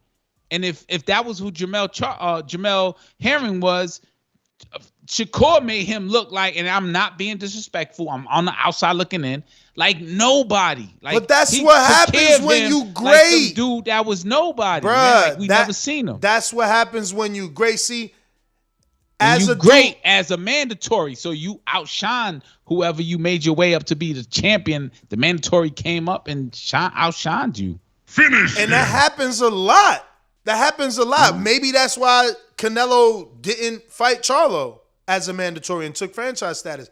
Maybe that's the same reason Vasil didn't fight Haney and took franchise status. Like, that happens a lot. Earl outshined the champion. Earl outshined every other mandatory before him when he beat Kell Brook. Who Earl outshined? The champion in Kell Brook and every other mandatory before him when he beat Kell Brook. Right. So what you saying ain't like it ain't been done. You know? It hasn't been done. You right. So we know Rolly gonna get played. I'm saying it has been done. It has been done. I meant that. So we know Rolly gonna get washed. Yeah. We know Plant gonna get washed. Nope. No. We knew Herring was gonna get washed. So why place a Bruh, you not listening. Earl didn't get washed as a fucking mandatory. You not listening. Who didn't get washed? Earl beat the champion, motherfucker. You not listening. Sometimes it can happen. You not listening. I gave you cases of people who are the mandatory but beat the champion. My bad. I flipped it. I was like, damn, Earl. But oh shit, my bad, yo, because Canelo said that Latinos is different if I say motherfucker. Yeah, like, yo, what you talking about my moms, man? Fucking Canelo's such a liar. Yo, we fret, but you can't be doing that. He a liar, yo. Canelo's he did lie about that. He knew what that meant. I just feel like based off that parlay bet, you know, we knew that wasn't gonna happen. But Enrique, when you say like it was a foregone conclusion, man. It was only a foregone conclusion based on what people think of Shakur because. I guess if, we say it was he was supposed to mix it up with Navarrete at a point. You know what I'm saying? Supposed to get in there with Valdez. And so him being at top rank, those two fighters, I was expecting him to get in there with one of them. But then they had the flip off with Joette. And then, so, Shakur, I think by the time he gets to his next fight, it's not going to be a step backwards. It won't be Tank, obviously, but it's not going to be a step backwards. At least I don't think. It should be Oscar. It's got to be Oscar. If he don't fight Oscar Valdez, I don't know what the fuck is going on. Like, it's got to be like that kind of name. Hey, Oscar, I'm going to be real. Josh. I'm going to be real. Like, if he don't fight Oscar and he fight Vasil, I'm happy. Super. Yeah, no. Vasil's another one.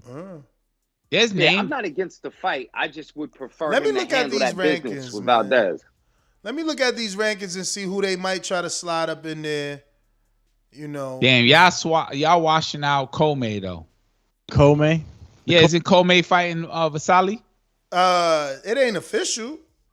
Oh, they keep acting like they fighting, but there ain't nobody signed shit. They ain't announced nothing. Enrique keep dealing with them Ghanaians up in the Bronx. He got the Comey crew. Honestly, there ain't nothing there really. Like if he don't fight Valdez, I guess the only thing Top Rank could do is make him fight Burchelt so they could have a common opponent. But Oh shit! Somebody gonna have to fight O'Shaquie Foster, man. That's crazy. What if they make O'Shaquie the mandatory before fucking Shakur could even get the fight? That's bullshit. I mean, no, it ain't, man. My man coming up the hard way. He number 2, bro. He been in these rankings all his life, man. Yo, I feel bad for O'Shaquie. He been in them rankings all his life. He been the silver. Yo, and that's what I'm saying, man. It's all about who promotes you, you see? Because if this dude was with Eddie, people would be talking about 2,000 days. He been the silver champion, bro, since I first interviewed him. He been a silver champion for like 10 years. Forever. It's crazy, bro. O'Shaquie Foster. Mm-hmm. But let's get on to some of these other topics, man. Shout out to Shakur and Herring. Great fight. And we got Xander Zayas versus Dan Karpency. He became the first man to stop Dan Karpency. I'm just happy that the Karpency family showed what we were preaching, that they're tough, durable, solid fighters to give your prospects or your up-and-coming contenders the right tests. Xander looked good. It was 154. Dan is a little undersized, so I want to see, Xander. Now we know he's campaigning at 54. I need to see him in with some real names at 54. A decent name. I'm not a rusher, so something decent, top 15 maybe. I don't know. Maybe is this too much? Is this too much? Xander Zayas. I got one for you guys for Xander. Versus this one. What about this one? What about this one? What about that one? You ready? Are you ready? Terrell Gachet. Is that too much? That's too early. Because he did show some skills in the last 2 fights, let me tell you. He beat who he beat. He knocked somebody out, and then he lost to Erickson Lubin, but he did look good. Xander versus Ammo. Ammo was training with Kevin Cunningham. Yo, Kevin he filled up his gym. I said, Kevin, what up? Where's my invite, Kevin? He got motherfucking Chris Lovejoy over there. Then he got Chris Lovejoy's fight over there. Then he got Big Baby over there, Erickson Lubin over there, Marcos Escudero over there, and now he got whoever we just talked about at 54 over there. Gachet? You said Gachet? Yeah. Nah. Huh? The other dude we talking about. Oh, shit. Y'all Call wildin'. the other dude. Y'all wildin' right now. I just took a pull. I can't remember. But what about James Martin? Listen, James Martin. That's the cat that Malinicki just had to. Remember the cat that Malinicki lost? Nah, man. He don't need a shot at Xander. That dude's a dude that got lucky with a prospect. Like, I don't know. I want Xander in there with a name already. We got enough developmental fights. He the one moved up in weight. Like, it's time. You know what I'm saying? Top 15 is tough though. I will say I'm trying to find him a decent fight in the top 15 on every sanctioning body. It's not easy. They all tough. 54 is funny. We got Nathan Gallimore? Because what? You try to talk about Seb Fundora? He's not ready for that. Nathan Gallimore's a puncher though, man. He's a puncher. That's what I'm trying to say. When you start talking 154 and you start drawing names, like those names can be dangerous opponents. I mean, if he needs to step up, though, he has to. I'm gonna say Jason Rosario, man. Wow, I'm gonna say Jason Rosario is not durable enough. Yes, he's a puncher, but he's not. My man just can't take punishment, bro. He just can't take punishment, man. He don't know how to take shots, man. And Xander's youthful. They saying Xander's 19, so maybe we rushing him. I think that's a calculated fight. That's a calculated risk, man.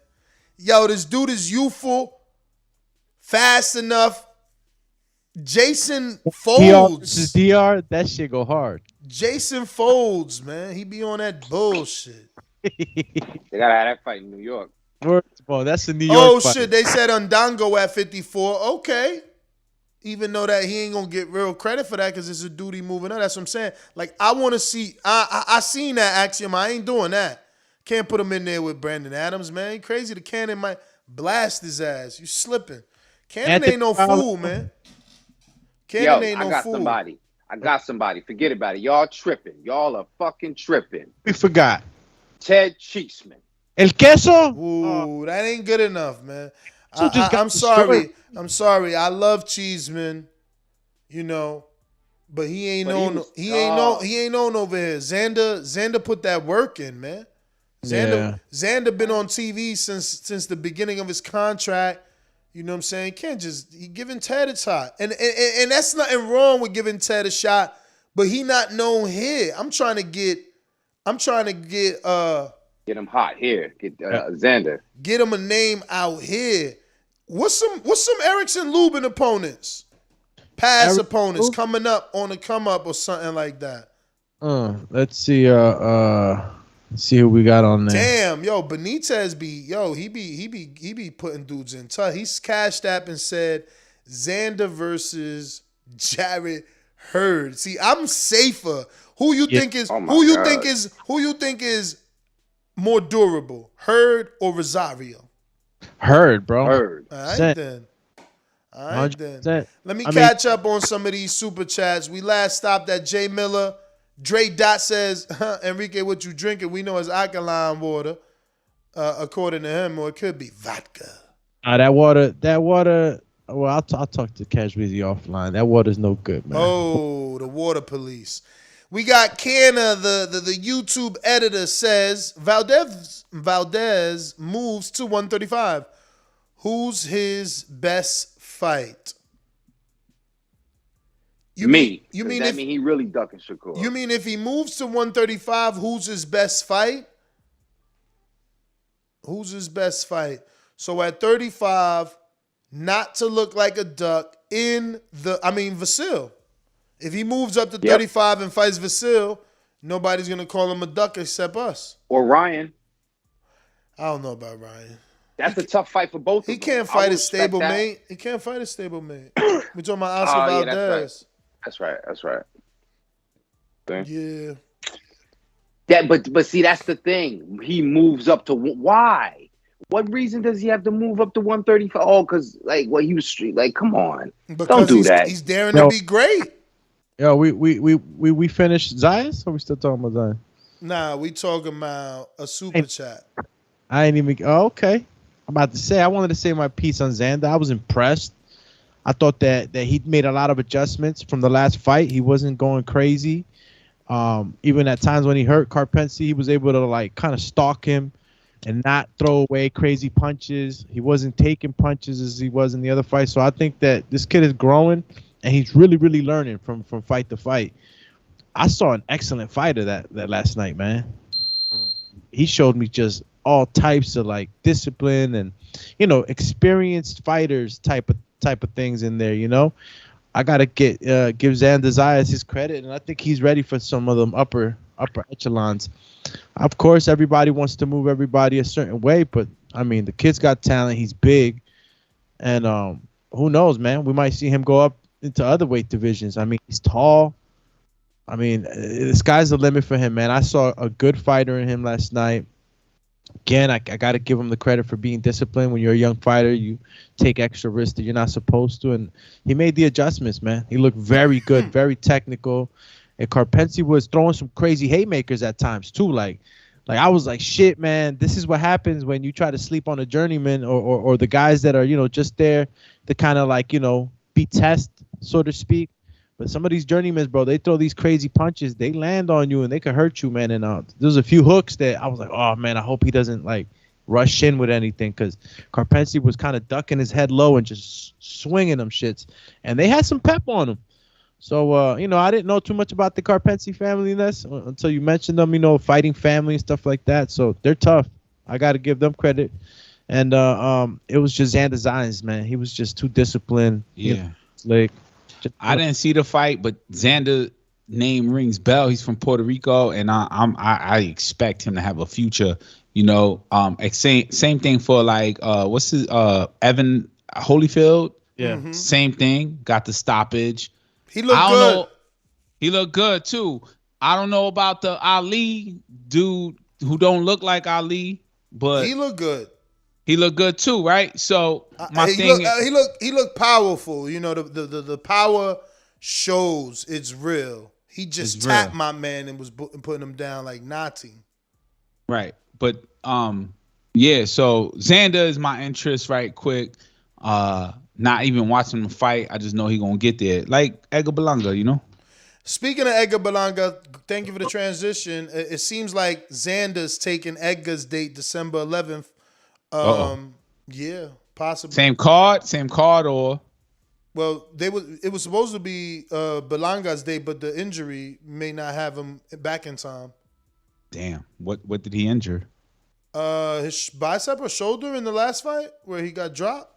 Yeah. Damn, I didn't know that. That's fucked up. On Well, get right quick. bicep. Hey, real quick. What y'all think about, and I know this might seem crazy, but y'all threw out the banana man. What y'all think about J-Rock? That's way too early. I think that J-Rock lost his last fight, so they're not going to put him in there with Xander to be a cash out to a prospect. Might as well cash him out to a PBC prospect. A PBC prospect or a PBC because name? A PBC prospect, because if you're going to cash out a dude, you ain't going to cash him out to a rival promoter. You're going to cash him out to your own fighters. Right. Yeah, that's business. That's your company. Mm-hmm. Yeah, I get that. Call you, I get that. Nico Walsh. We did Nico.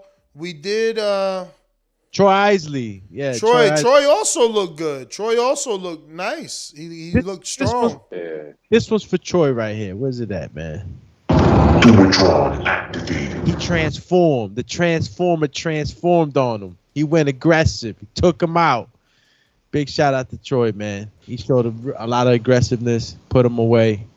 The transformer, you know, good kid, man. You know, I'm happy to see him do like this, because sometimes, you know, you get this kind of outlook on a person like, he looks like a nice guy, you know, and he just, no, man, he's a fighter too. He can get aggressive, and he showed that shit, you know, and I'm real happy that he got the dub last night. Can't really say too much, but the skills has always been there. Yo, you know what's knocking on my door, right? For the rest of the year is the Javante Rowley fight. It's the Canelo Plan fight. It's the Shakur win. And damn, there's somebody else there, man. Who else is about to fight coming It's up? mad shit. Believe me, you just, because you're a casual, you not remembering, but there's a lot of great fights about to come. November 6th. Porter and Crawford. Mm-hmm. Yeah, those fights I'm looking forward Boots to, man. Delorme is on the 30th next Saturday.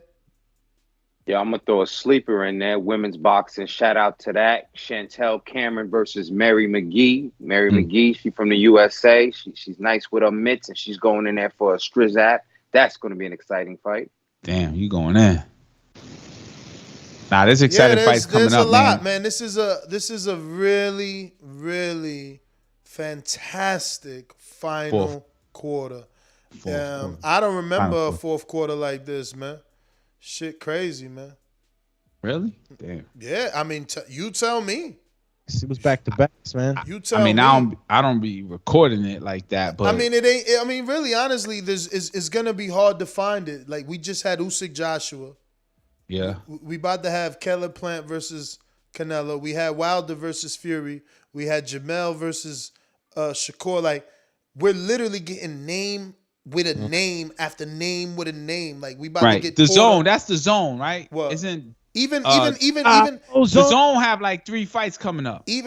Well, they got T.O. on the 27th with your man. That's the fight. The T.O., the Caleb, because that is the zone, right? No, Caleb is PBC. No, but Canelo and Caleb. Where do we watch Caleb that? is PBC. No, but where do we watch that? You gonna watch that on Showtime. Oh yeah, that's right. Canelo, PBC, Showtime. And if everything goes right, we got motherfucking Devin Haney and Jojo Diaz. Plus, we got Benavidez at Ustatagi. That's happening in a few days. Like, this fourth quarter is crazy. Y'all don't get it. Like, Yo, the next 2 weeks is gonna be crazy. Sleeper, like mad fights behind each other. Just nice, great fights, man. Yo, how about the and I know you probably like who's that, but Haven Brady and Roberto Negrete. Did you guys see that? I didn't watch Haven, but yeah. I didn't watch Haven. Man, Brady. I didn't watch him, but I watched the other dude, Antoine Cobb's the 0-0, the pro debuter. Yeah. This Negrete kid, if he was, I automatically thought about my boy Mario, Corpus Christi in the building. Roberto Negrete from Corpus Christi, and of course, the hitman, like my man King said, and it was a good fight, but I had to give it to Haven, man. He was just slicker. He was able to do things that kind of nullified that forward pressure that Negrete was bringing. He was actually pretty good with that too. He was able to get off good shots and really put pressure on Haven, but Haven ended up just getting it for me because of the slickness and his ability to counter punch. He wasn't just going on his back foot, and just running. He was actually, standing and trading. Sometimes he would get caught, but nothing ever that would, shake him up. So I like that fight too, man. I thought it was pretty good. We had a lot of short rounders, 4 and 6ers, but they were entertaining. I like this one. It was a 4-rounder, and they gave it to the right man, in my opinion. What was the other ones that Evan Holyfield? I didn't get to see that one, but I did see the highlight. Yeah. I saw the highlight. I was like, okay. That was actually a good fight. Y'all should go back and watch it because it's short, but he had suffered some adversity in the sense that he had a game motherfucker there. Okay, that dude was not there to lose, and he was trying the shit out of Young Holy. He won a fight. And he hit Young Holy a lot. And that's why I believe he reacted the way he did. If you look at the knockout, he's laying over him like, yeah. And it's because that dude came with the aggression, It's like they were saying on the telecast, like, yo, these dudes go through this. Like, because my name is, Holyfield, everybody trying to take my head off. In the gym, in the ring, it don't matter.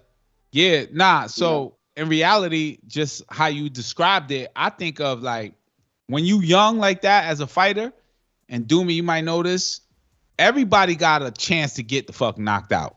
Yeah. You know what I'm saying? Like you could make a quick amateur mistake and bang, get knocked out or knocked down.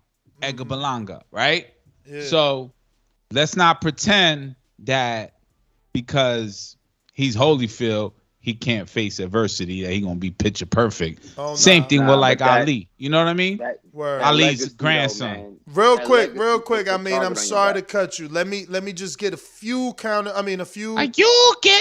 super chats in real quick. I got Bo and Bama that says, can we play the betting show intro? MyBookie.ag. Use the code BETTBV and get paid. Yeah, man, Bo. He's part of my little secret betting group, and he stay getting paid. He was the one that gave me the good advice. And he says, code BETTBV if you want to get paid. So let me go ahead and play that. Paid. That's two pays. At least risk this. Oh, shit! He fucking beat him. They gave it to him. Damn, I could have made $1,100. TheBoxingVoice.com. Moving forward, I'm gonna just put together this team. It's the money team. I won $3,000 on the money line. I need to make some of this money. Use my code BETTBV on MyBookie.ag. I can see this fight going a distance. I'm telling you. $560 off for $20. This message was brought to you by SDS Promotions. Yo, BETTBV. What? What's the code? Bet what? BETTBV. Shout out actually to my bookie. We got in touch with each other, and we actually got a phone call set up for tomorrow, and they're allowing us to suggest fights, which is gonna make betting all like right now. We don't have Delorme versus Boots, and now we could have that put on there. We could have certain prop bets like Boots group rounds for the knockout, whatever. So what does that mean? Group rounds, though. Oh, that means like Enrique believes Boots gonna get it done from 1 to 3, and he could bet 1, 2, and 3 for the price of 1. Like $10. Enrique is betting that $10 Boots gonna knock out Thomas Delorme in the first, second, or third. Oh, okay. Group round knockouts or group round wins. Yeah. Stoppages, etc. Yeah. Nah, that's good. Because I think Canelo is going to stop playing, 9, 10, 11. Oh, yeah? Oh, yeah? Well, if you really believe that, let me see what they doing there. But before we get to that, actually, let me keep these super chats going because I cut Amin off. Don't lose your thought. He lost it already, man. That shit was like dissipated when he exhaled that weed. Like Texas Bulldog Boxing. He says if Conceição gave Valdez trouble, Shakur stops him. 100 emoji. Did I say that dude's last name right? Conceição? Sao. Is with an S. Conceição. Yeah, Sao. Conceição. Yeah. Conceição. Oh, good fight, James Benitez says. Xander Zayas versus Jorge Cota. Now, I'm going to say no. I'm going to say because what we seen Jorge Cota do to our good friend of the show, Thomas Cornflake Lamana, I'm going to say fight Lamana first. Yeah, I like that fight. Lamana and Zayas. Your man's Lamon? Fight Lamana first. Fight Lamana first, because Cota could be Lamana, right? Huh? TK with him. Your bars is Thomas Lamana, they cornflake. My bars get featured on TBV mixtapes. Oh, 2 mixtape coming through. Border Wars. Let's go, champion. So yeah, Lamana lost to Cota and got knocked out by Islandri Lora. Yeah, now Thomas Lamana lost to George Cota too, right? Yo, we ain't been giving. Oh man, I got so many super chats to get to. Okay, I'm gonna get to y'all super chats. I really appreciate it, and I need ain't no pressure now, and I need it to live. Okay, but ain't no pressure. I don't want this to not get the talk time it deserves. Right? Like we already know that Ugas is going through a tough time. They making him fight Sanonius. And he tried to go all the way to Colombia for a sit-down face-to-face. He didn't get it. He wanted 3 questions answered. He didn't get it. But he posed the best. What happened? He posed the best thing, right? And I'm drawing a blank. But he said on his social media, he said, fuck, I got to pull it up. That's crazy because it's fucked up. He beat Manny Pacquiao, man. He deserves to get, like, what he wants. Yo, El Cuichi, bro. Yeah. Along those lines, Reek, he said he beat Pacquiao, he beat James, Jamal James. He said he fought Porter, he fought all these guys, and he still got to fight the guy, that is, just kind of came into the picture. So, the way he laid it out, he laid out his resume, and I mean, honestly, once he beat Pacquiao, like, should we really be saying that he's not? Once he beat, yes, we should be saying that. Once he beat Pacquiao, he should be the guy that you revolve around.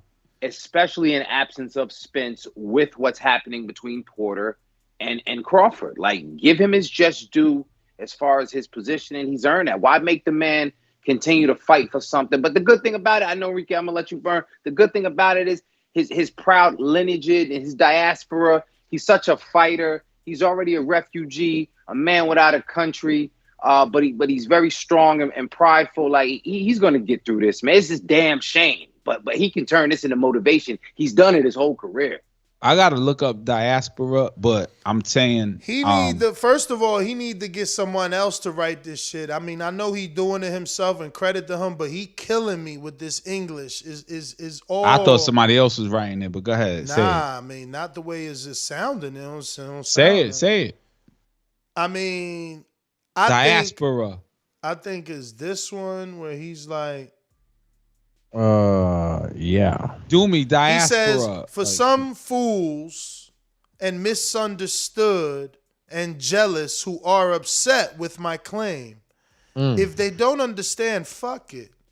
My first title, I had 27 fights, 9 years of racing, 3 qualifiers, and I fought 6 fighters undefeated. And apart, we know well what is happening and why, miraculously, a fighter of 13 fights is suddenly there to fight him. Super champion ruined historic unification for the Cuban 3-belt boxing. But there is nothing hidden between heaven and earth. Everything will be known, and I will be here to report it every day. So, that was clear. So what he's saying basically, and what I'm bringing up is that I think I'm gonna choose to report on Ugas every day the way he's letting it be known every day, because he's got a point. You know, he had to go through the ringer to get to where he got, and this dude, you know, Emantis Stanonius, he's being given this shot so undeservingly. And it is unfair for Ugas, who was trying to make Cuban history and unify 3 belts in the welterweight division with Errol Spence in February. It's unfortunate, and the president is handling it poorly. Like, Ugas didn't just petition. He didn't just send an email. He didn't just went to Colombia. He went to Colombia, bro. And he didn't get a meeting. He still ain't getting no FaceTime. Nah, but what sanctioning body is that? What's the acronym? WBA, man. Man, fuck WBA. But that is disrespectful, bro. Like, you that go belt out is there, whack. You go out there and you don't make time to see me. Like, you know I'm coming there and for you answers. The champion? That's crazy. That's wild crazy. Yo, I came from another country though. Like, I didn't just come, like, you know, not even from another state. I didn't go from New York to Florida. I went from Miami to Colombia to come and see you. Right. And you couldn't even sit down with me. Is that the belt that Shakur just won? Nah, WBO. Nah. All right, so why we care about WBA? Who? That's the black belt. Yeah, the black belt. Oh man, they whack. I mean, there's a championship so belt. Now, Enrique, let me see if you feel differently. Let me see if you feel. That's whack, though. Let me see if you feel differently from this standpoint. What's the purpose of trying to win that belt if you ain't getting respected by the people that own it? Bruh, let me see if you feel differently from this standpoint. All right, go ahead. The president of the WBA for at least 7 years has been criticized in the media for having too many belts. Right, I remember. They had a WBA Super, WBA Regular, WBA Interim, WBA Gold. Silver. No silver, just gold. So they finally this year decided to consolidate those titles.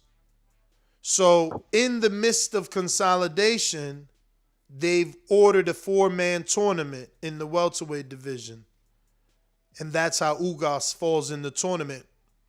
But if Ugas was the head, right, of all those belts combined, why does he have to be in the tournament? I feel like the tournament should be below Ugas. Because he was elevated.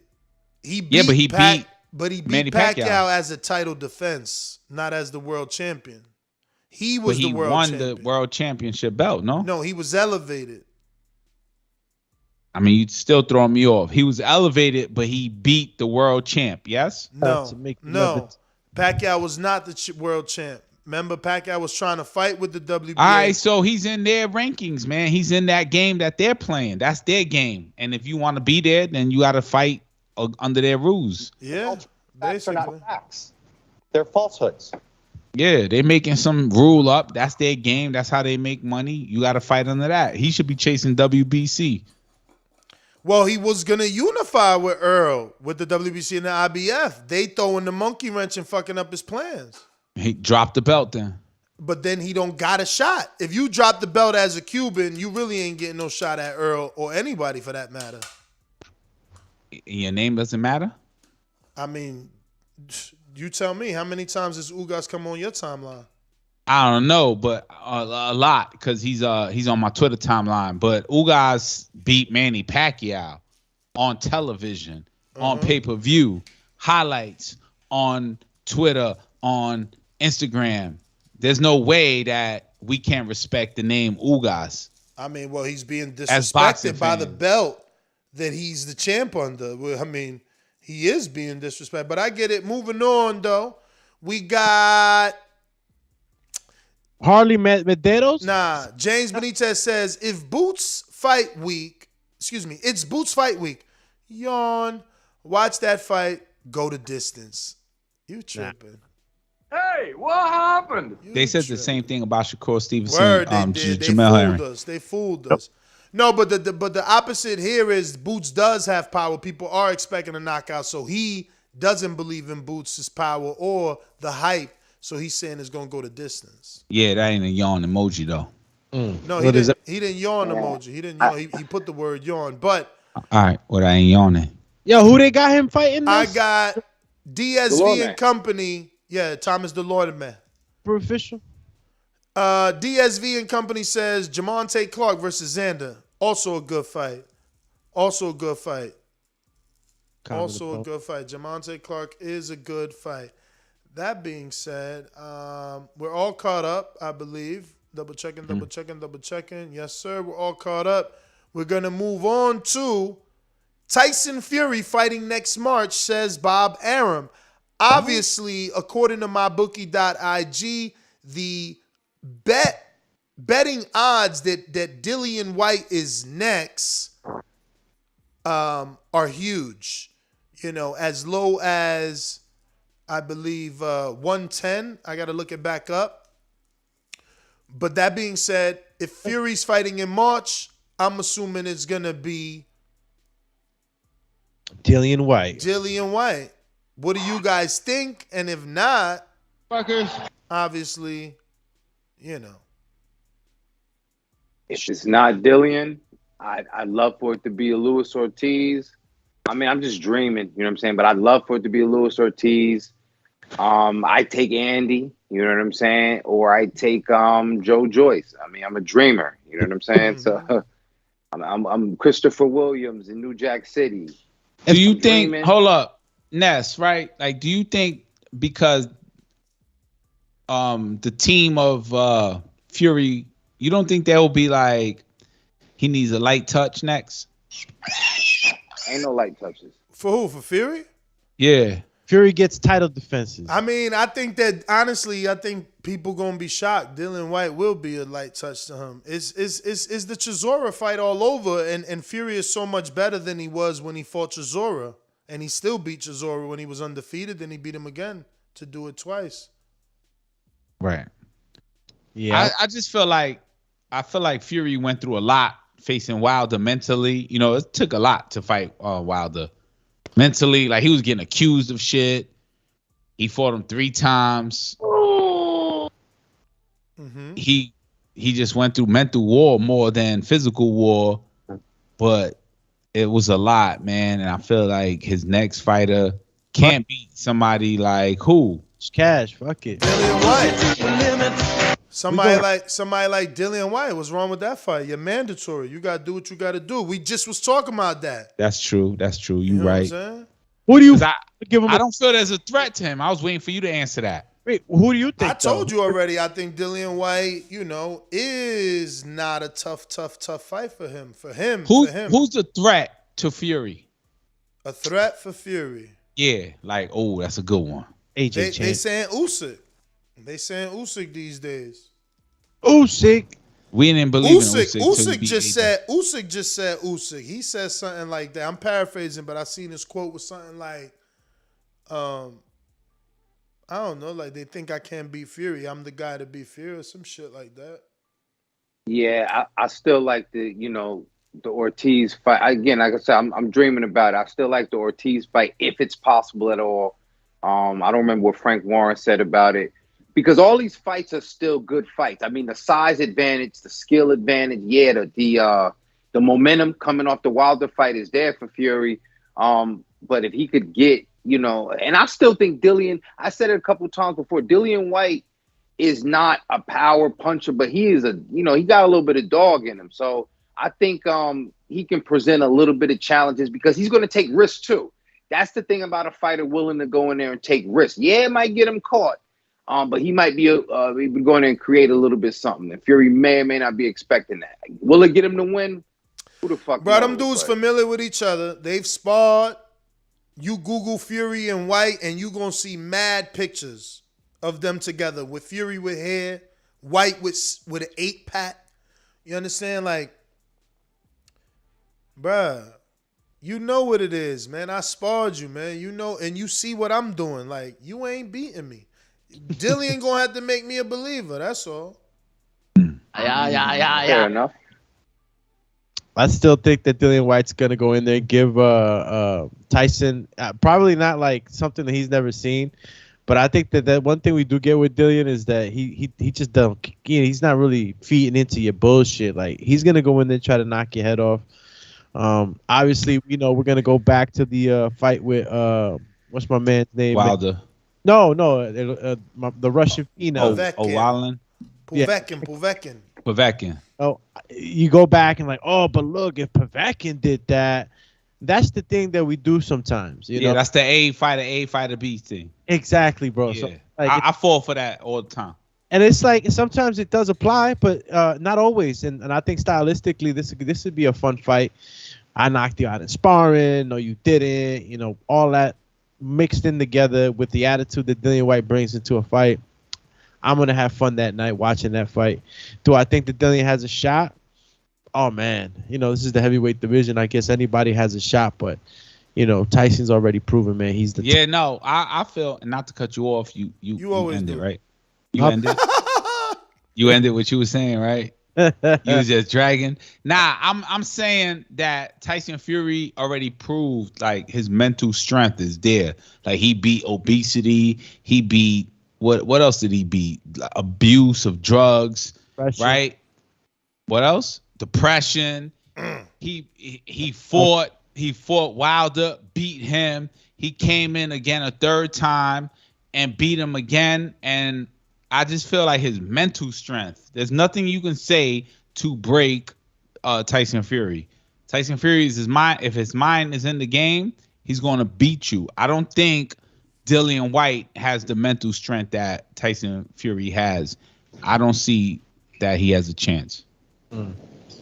Yeah. Look, man, I mean, I bet pretty sure the Vegas odds would tell us the same, bro. Tyson Fury's he's at the top of the mountain. He's got his Spartan helmet on. He got his spear. He's just waiting. Who else is climbing up there? I think Juggy's the next one in line. I would love a Juggy fight. I think that you got a Juggy cherry pie behind you. For real. See, I'm tired. I don't want Tyson fighting no pies. Ain't no pies out here for him no more. Nah, I was trying to feed him a pie. He was trying to feed him. I was trying to feed him a pie by saying, like, yo, shouldn't he have a soft touch? Soft touches, I don't think they exist for him though, right? You know, but Ness said that was what Whyte might be. I mean, according to Tyson, yeah, that's what Whyte is. So Tyson should just take that fight. I like that fight. That's a great fight. Look good. That's a great fight.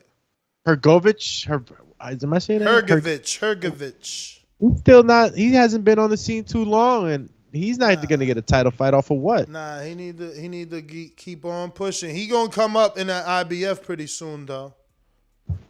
They need to fight. They need to fight the Juggy. Juggy's next up in line. I mean, in my opinion, right? Yo, I don't think there's nobody out there for Tyson Fury right now, but like Andy Ruiz or Luis Ortiz. Dillian Whyte, man, let him fucking fight his mandatory. And Whyte. Dillian Whyte deserves his shot. Let him fight his mandatory in March. I want that out the way already. He need to fight in March versus Whyte so that AJ and Usyk happen in spring and we could get undisputed. Whatever it's going to be is going to be. That's crazy that AJ is looking for a new trainer. Did he officially pick Ronnie Shields? We don't know. Well, funny you should say that. Topic number...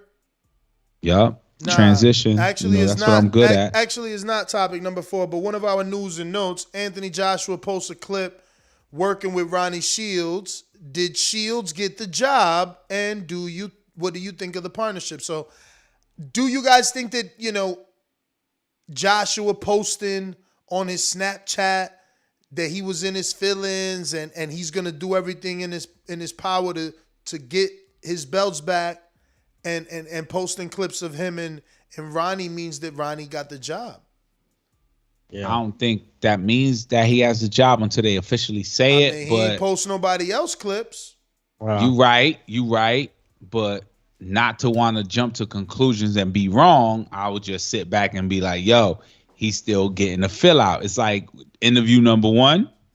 Yo, let me re-interview you again.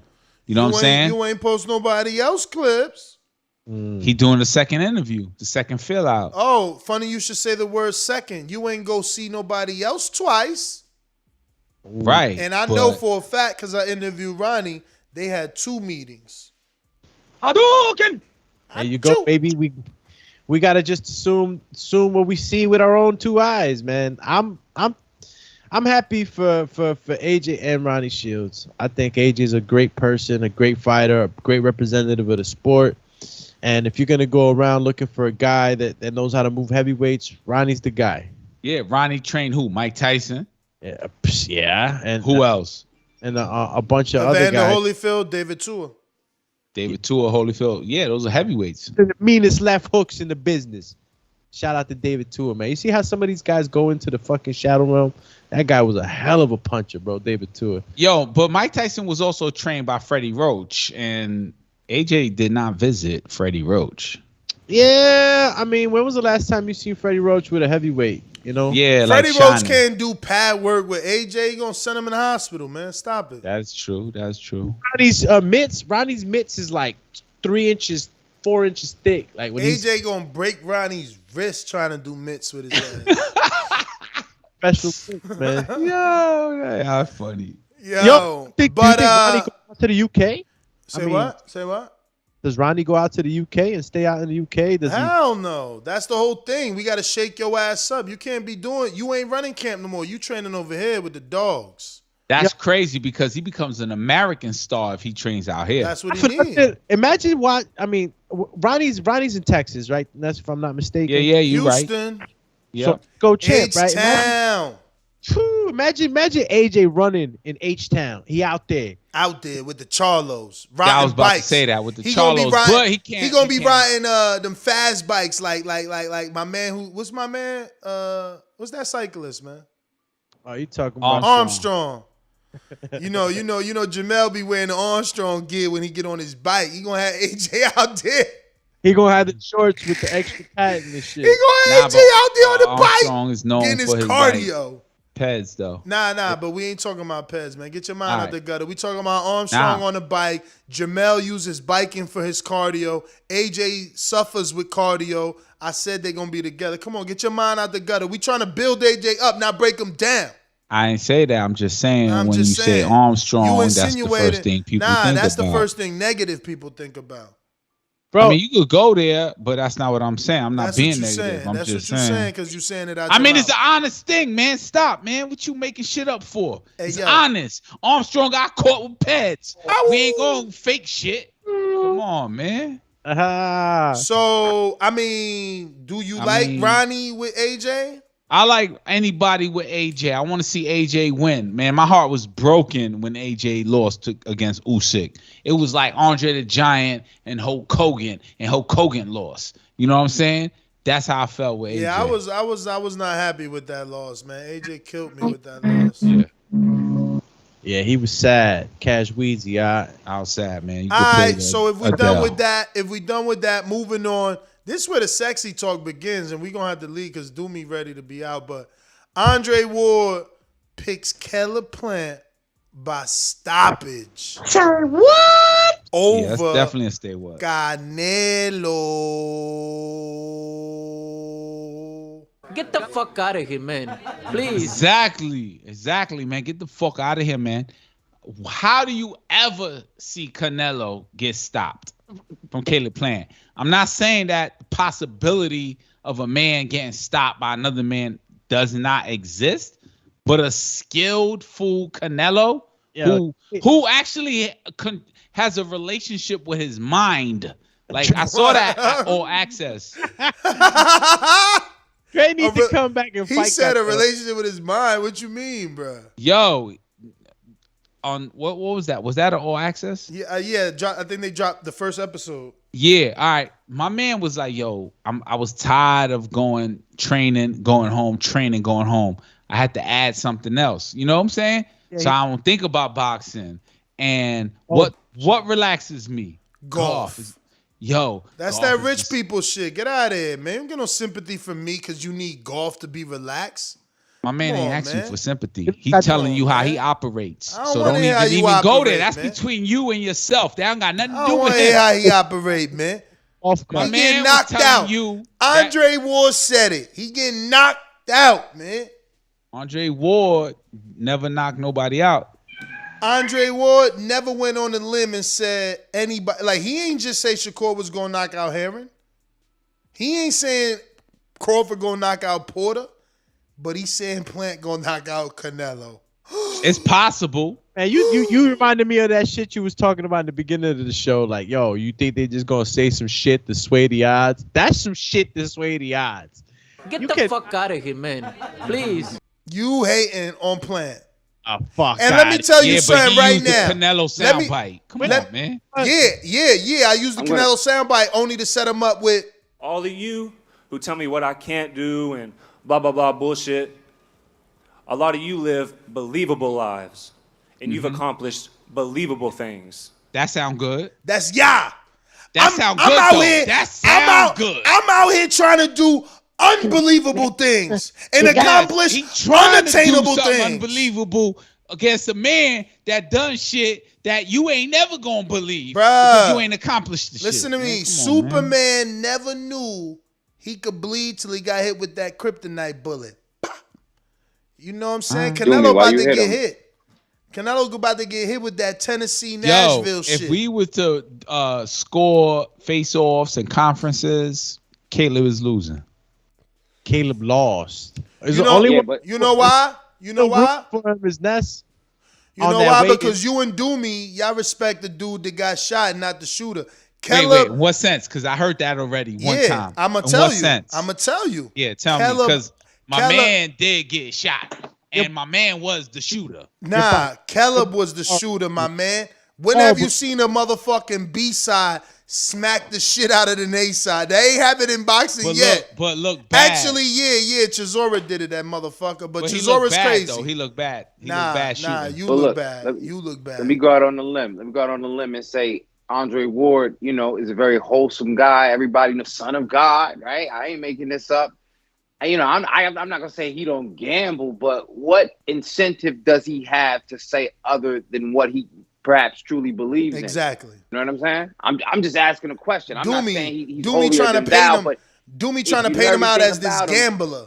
Look, y'all bugging out, both of y'all, right? So you gonna say if Andre Ward had an opinion on a fighter and Eddie Reynoso had an opinion on a fighter, you gonna respect Andre Ward more than Eddie Reynoso? No, we're not quantifying more. I'm just saying why. Nah. But you just said incredible. Why. You said why. Why can't Eddie Reynoso's opinion be stronger? Eddie Reynoso wasn't in my discussion, so that's how you know I ain't saying. No, but he's part of it. But he's part of it regardless. Nah, it's Ward's quote is the story. Of course, it's Ward's quote, but it's against Eddie Reynoso's fighter. Yeah, man, shrivel your faces and cringe your eyebrows, man. Y'all don't know what y'all talking about. We don't get you. Hold on. I mean, when you say y'all saying that Andre Ward's opinion I've ever heard. Andre Ward's opinion. All right, cool. Yeah, Caleb Plant can fight. He can fight. He looks good. He's in shape. He can beat people up. But we talking about Canelo Alvarez. That's what makes the opinion such a questionable one. Now, I'm not saying valid, but it makes you give it some thought because maybe a lot of other people aren't saying that. And maybe Eddie Reynoso's opinion is clearly swayed, just as Andre Ward, he just finished, not training, but working out and having some time with Plant. Right. These are two people that are entitled to their opinion. Watch this, do me. Yo, you already lost the parlay if you betted Herring, Plant, and what's the other fighter? Rolly. You already lost. Yeah.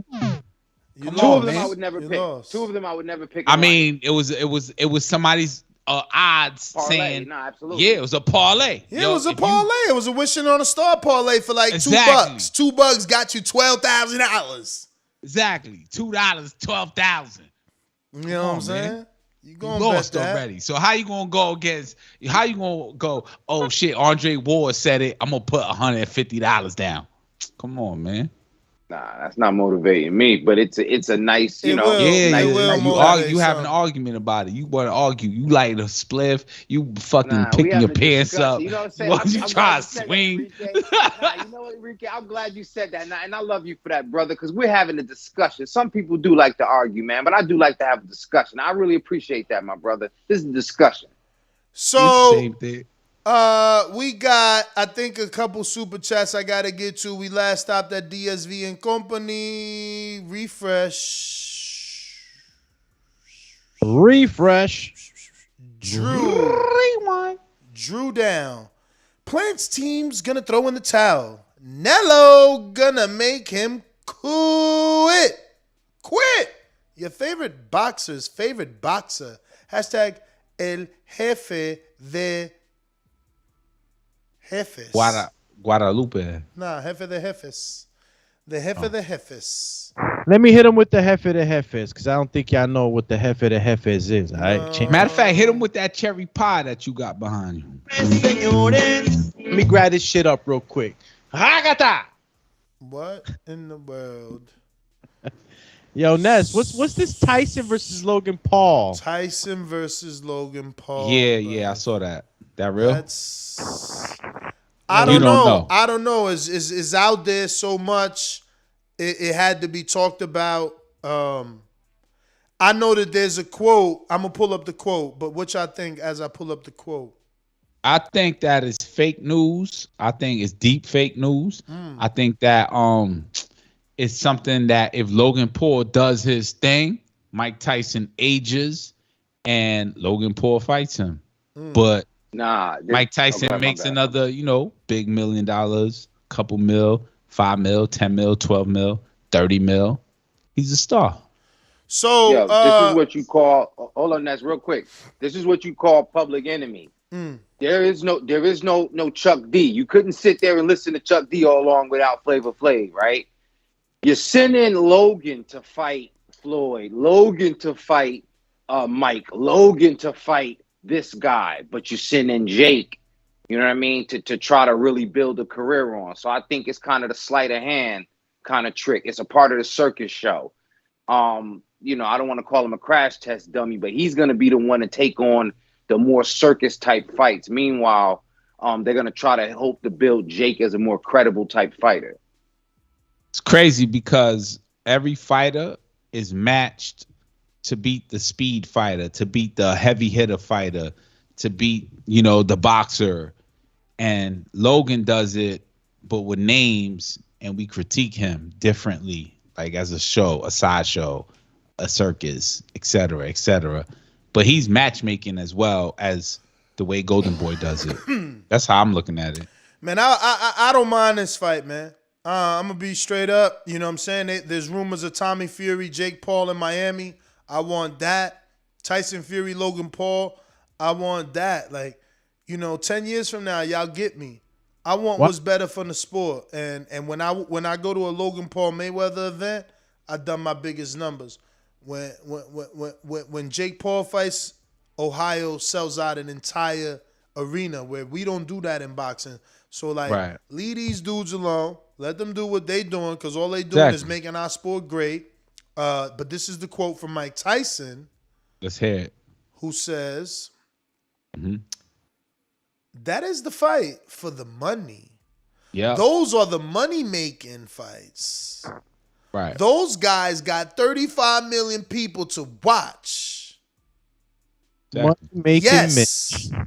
Money-making Mitch. Exactly right. Yes, hell. Money-making Mitch. I'm broke, B. Can I motherfucking say the quote? I'm sorry, sir. Horrible. That's an exciting quote, man. We get excited. We yes. start interjecting, man. Hell. I would fight them. They would fight me. That would make a lot of money. $100 million.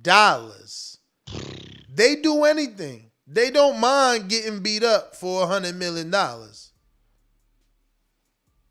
I would beat Amin up for $100 million.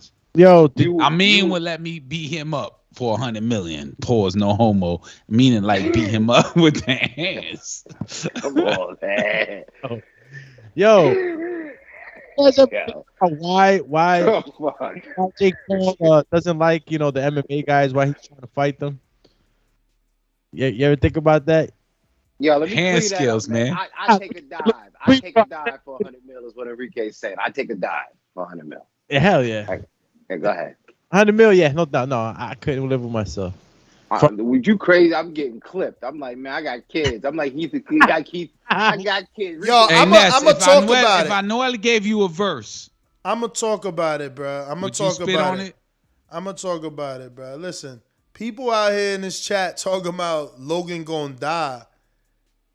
Tyson couldn't kill old ass and his rules. Old ass Roy Jones, like reflexes slowed down, youth completely gone, like timing. But they had rules, man. Them rules were like no knockout. Nah, B. Nah, I don't know nothing about all that shit. They make rules up. They ain't no knockout. That's all speculation. I got a 2-month membership. Congratulations, super chat from Dre Dot. Shout out to y'all, the first boxing show that seemed to fit me perfectly and that I've grown to love. Even if Ness says things I don't agree with, keep being great. Also, my girlfriend hates how much I watch. Laugh out loud. Most girlfriends say that. That's what she said. Girlfriend hate Al. Really Eventually what happens is that they become a fan too. Yeah, they become a fan. Absolutely. They part of that 7%. We got to keep growing it, man. Bring your lady out to Border Wars because we got a beautiful arena, beautiful seating. I mean, it's starting as low as $25 to get in the building, but you could get tables. You could get tables for Cash Weezy. He's a baller. 5 people table, 4 ladies and yourself, little bottle service. You already know. Ringside seating, all good. We got that too. You want to eat? We serving food. You need to drink? We got it. Valet parking. Watching the fight though. Valet parking, we got it. Commentary, we got that covered. You know Cameras. We're gonna have the location for you to take pictures. You know what I mean? It's gonna be So beautiful. we gotta create a hashtag. A hashtag? What do you mean? Border Wars 13, chat. There you go. It's always been TBV Border Wars. We don't do, like most people like to do a bunch of hashtags. I just rather do TBV Border Wars, no numbers, just TBV Border Wars because the newest Border Wars is always going to come to the top. That has to happen. This is true. It's always been TBV Border Wars. I use it all Still the time. waiting for my You flight. played that video of Jake Paul getting armbarred and shit that I sent you. Say what? The video I sent in the pre-pro. I mean, I didn't know about this, but, he fought an MMA fight, Jake Paul, and, they did him in. He was asking for water and shit. So I'm just saying to myself, like, is this one of the reasons why? I mean, it was. What do you mean? I mean, he stepped into the octagon. He thought he could go, Yeah, but it wasn't a real MMA fight. I mean, it wasn't a sanctioned one, but he's in there fighting. Yeah, it looks like a sparring session. It's not even a crowd there, bro. Like, what are you talking about? What are you trying to pass off as truth here? This is where they hate for MMA. My man is tripping right now. That shit is an empty gymnasium. You trying to pass it off as some sort of unsanctioned fight. What's wrong with you, bro? Bro, I mean, like, he stepped into the octagon with a pro rules. And, I mean, let me look at it because I don't know. Maybe we looking at something different. What are you talking about? Needed to get saved. And look, most of the fights was going on with no crowd anyway towards the COVID. Okay. So who you got? Bro, this is not even. You got Clarissa Shields or that guy? This is not even a fight, bro. This is like a sparring session. Bro, he had to get saved. Clarissa will beat the living breaks off your boy. Come on, man. Y'all going off the deep end, man. We got topics here. What else we got? Devin Haney slated to return December 3rd or 4th. everyone hopes is Joseph Diaz. He hasn't signed the contract yet. Hey, what happened? Somehow Joseph Diaz was able to negotiate more than $1.5 million, which is what he was gonna get versus Ryan to fight for no belt. Now he's getting more than 1.5 to fight Devin for a belt. Hasn't signed yet, and Devin is on social media insinuating that JoJo is slowing down the contract signing to prolong the VADA sign-up. Thoughts, gentlemen? What are your thoughts, D? I mean, I don't know really too much about JoJo Diaz as far as, why or what would be his reasons for prolonging the VADA situation. I don't want to pass no judgments on him, but I just figured, the first guy that would step up to Devin Haney, not I want to say step up to him, but, agree to, get in the ring with him instead of, giving the appearance that they is ducking him or that they are ducking him. I'm guessing this will be ironed out. Maybe that's just something Haney thrown in the mix, to antagonize him, to get him to sign a contract sooner. I seen some Twitter exchange talking about he's renegotiating it or whatever. So, I'm sure it's going to get worked out, right? Yeah, that's the hope. I don't know. I mean, think about it. What we talking, December 3rd or 4th? So we talking November 3rd. We 30 days out. Like, we need to make this shit happen. If it don't happen, they're not fighting. Like, have they been in camp? How many days are you going to get for a camp? What's going on? That's what I'm saying. Devin has to be in camp because he got a date. You know what I'm saying? So he's working. Yeah. The question is JoJo working? And when are you signing so we can announce and at least have 45 days of let me actually set the date, man, and see what my app tells me. Because they gotta hurry up. They gotta hurry up. T.O. is fighting November 27th. So, you want to have that Devin Haney versus somebody fight by then. So that it's helping you build up that name and that next fight. I don't know, bro. I think that this fight's gonna materialize. It's one of those things, I guess, that politics that fall behind the business of boxing, that we are not always privy to the entirety of it. Some shit's going on there. Last little wrinkles to iron out.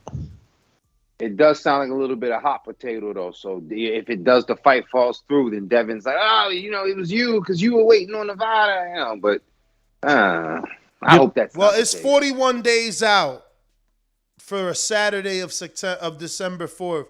So they definitely need to jump on the ball. Right? They need to jump on the ball. But let's talk about that, because people are saying, well, it's not JoJo holding it up. It's Devin because he wants a rematch clause. And what's wrong with a rematch clause? Don't title. The fight's probably going to be on Rematch Room anyway, right? Yeah. Don't title matches usually, have those things in there? Rematch clauses. Nothing strange about it. So who's not wanting that rematch clause? JoJo or Devin Haney? Well, JoJo went to social media and said, oh, the reason it's being held up because this guy wants a rematch now. So one guy's saying he wants VADA, the other guy's saying you want a rematch, and then No. The VADA was after they agreed to the rematch. Oh, okay. Yeah, because in my opinion, JoJo has no legs to stand on. What are you talking about? I'm giving you a voluntary defense. First of all, my friend, you're JoJo Diaz, the interim champion that could have been the mandatory, that chose not to be the mandatory, that chose to fight another interim champion that was in recess instead of being the mandatory. And now you're crying about not being the mandatory and not getting the rules of being the mandatory, which mean no rematch. If you just simply choose the route of the mandatory, you don't have to give him a rematch because you're the mandatory. But you chose not to do that. You getting a voluntary shot. And as a voluntary, it's absolutely rematch attached. And even sometimes as a mandatory, if we negotiate before going to purse bid, as a champion, I'm putting my rematch clause a la AJ and a la Usyk. There you go, champ. You know? That's all good. So So it's what we're saying. It's just contractual disagreements and little wrinkles that gotta be ironed out. And is there like a due date for these contract to be done with? Deadline, yeah. Deadline. Thank you. I'm assuming that they are just gonna not give a deadline and instead make more and more phone calls. Try to leverage things out, I guess, huh? Yeah, but then doesn't that like the fighter then gets, I don't know how to phrase it, but like inactive? Nah. Devin got a date, and every promoter's got a backup, which is Maxie Hughes for the IBO title. So if Joseph doesn't accept, we fighting Maxie. We're going to snatch that IBO. We're going to have 2 belts. Simple. But we don't want to see Maxie. So what's really worth more money to the public? Jojo Diaz. It's like, yeah, of course, Jojo Diaz, right? But we can't make him. We can't make him sign. If I make a sweater that's just gray, and I'm gonna sell it to you, right? And 10 people are interested, but I add like silver glitter to it, and 89 people are interested in it. Shouldn't I go with the glitter, which is JoJo? Word. I'm just saying, man. I feel like that's the fight that happened, and the advice has to happen, and whoever's assembling it should pay what the money costs so that these dudes sign, because a contract isn't, it's what the price is on the contract. Sign this, that's what it costs. Somebody's offering that. JoJo got to be like, yo, I want this amount of money, I'll sign it. Just like Camboso tried. I hear you, man. Listen, that's GTO. Let me make sure we got no more super chats because we up out of here. Out of here. It's late. Let's go, Campeonazo. Yo, anyway, TBV_casual fan. That's my Twitter handle as well as my YouTube channel at Fight Talk. That's my IG.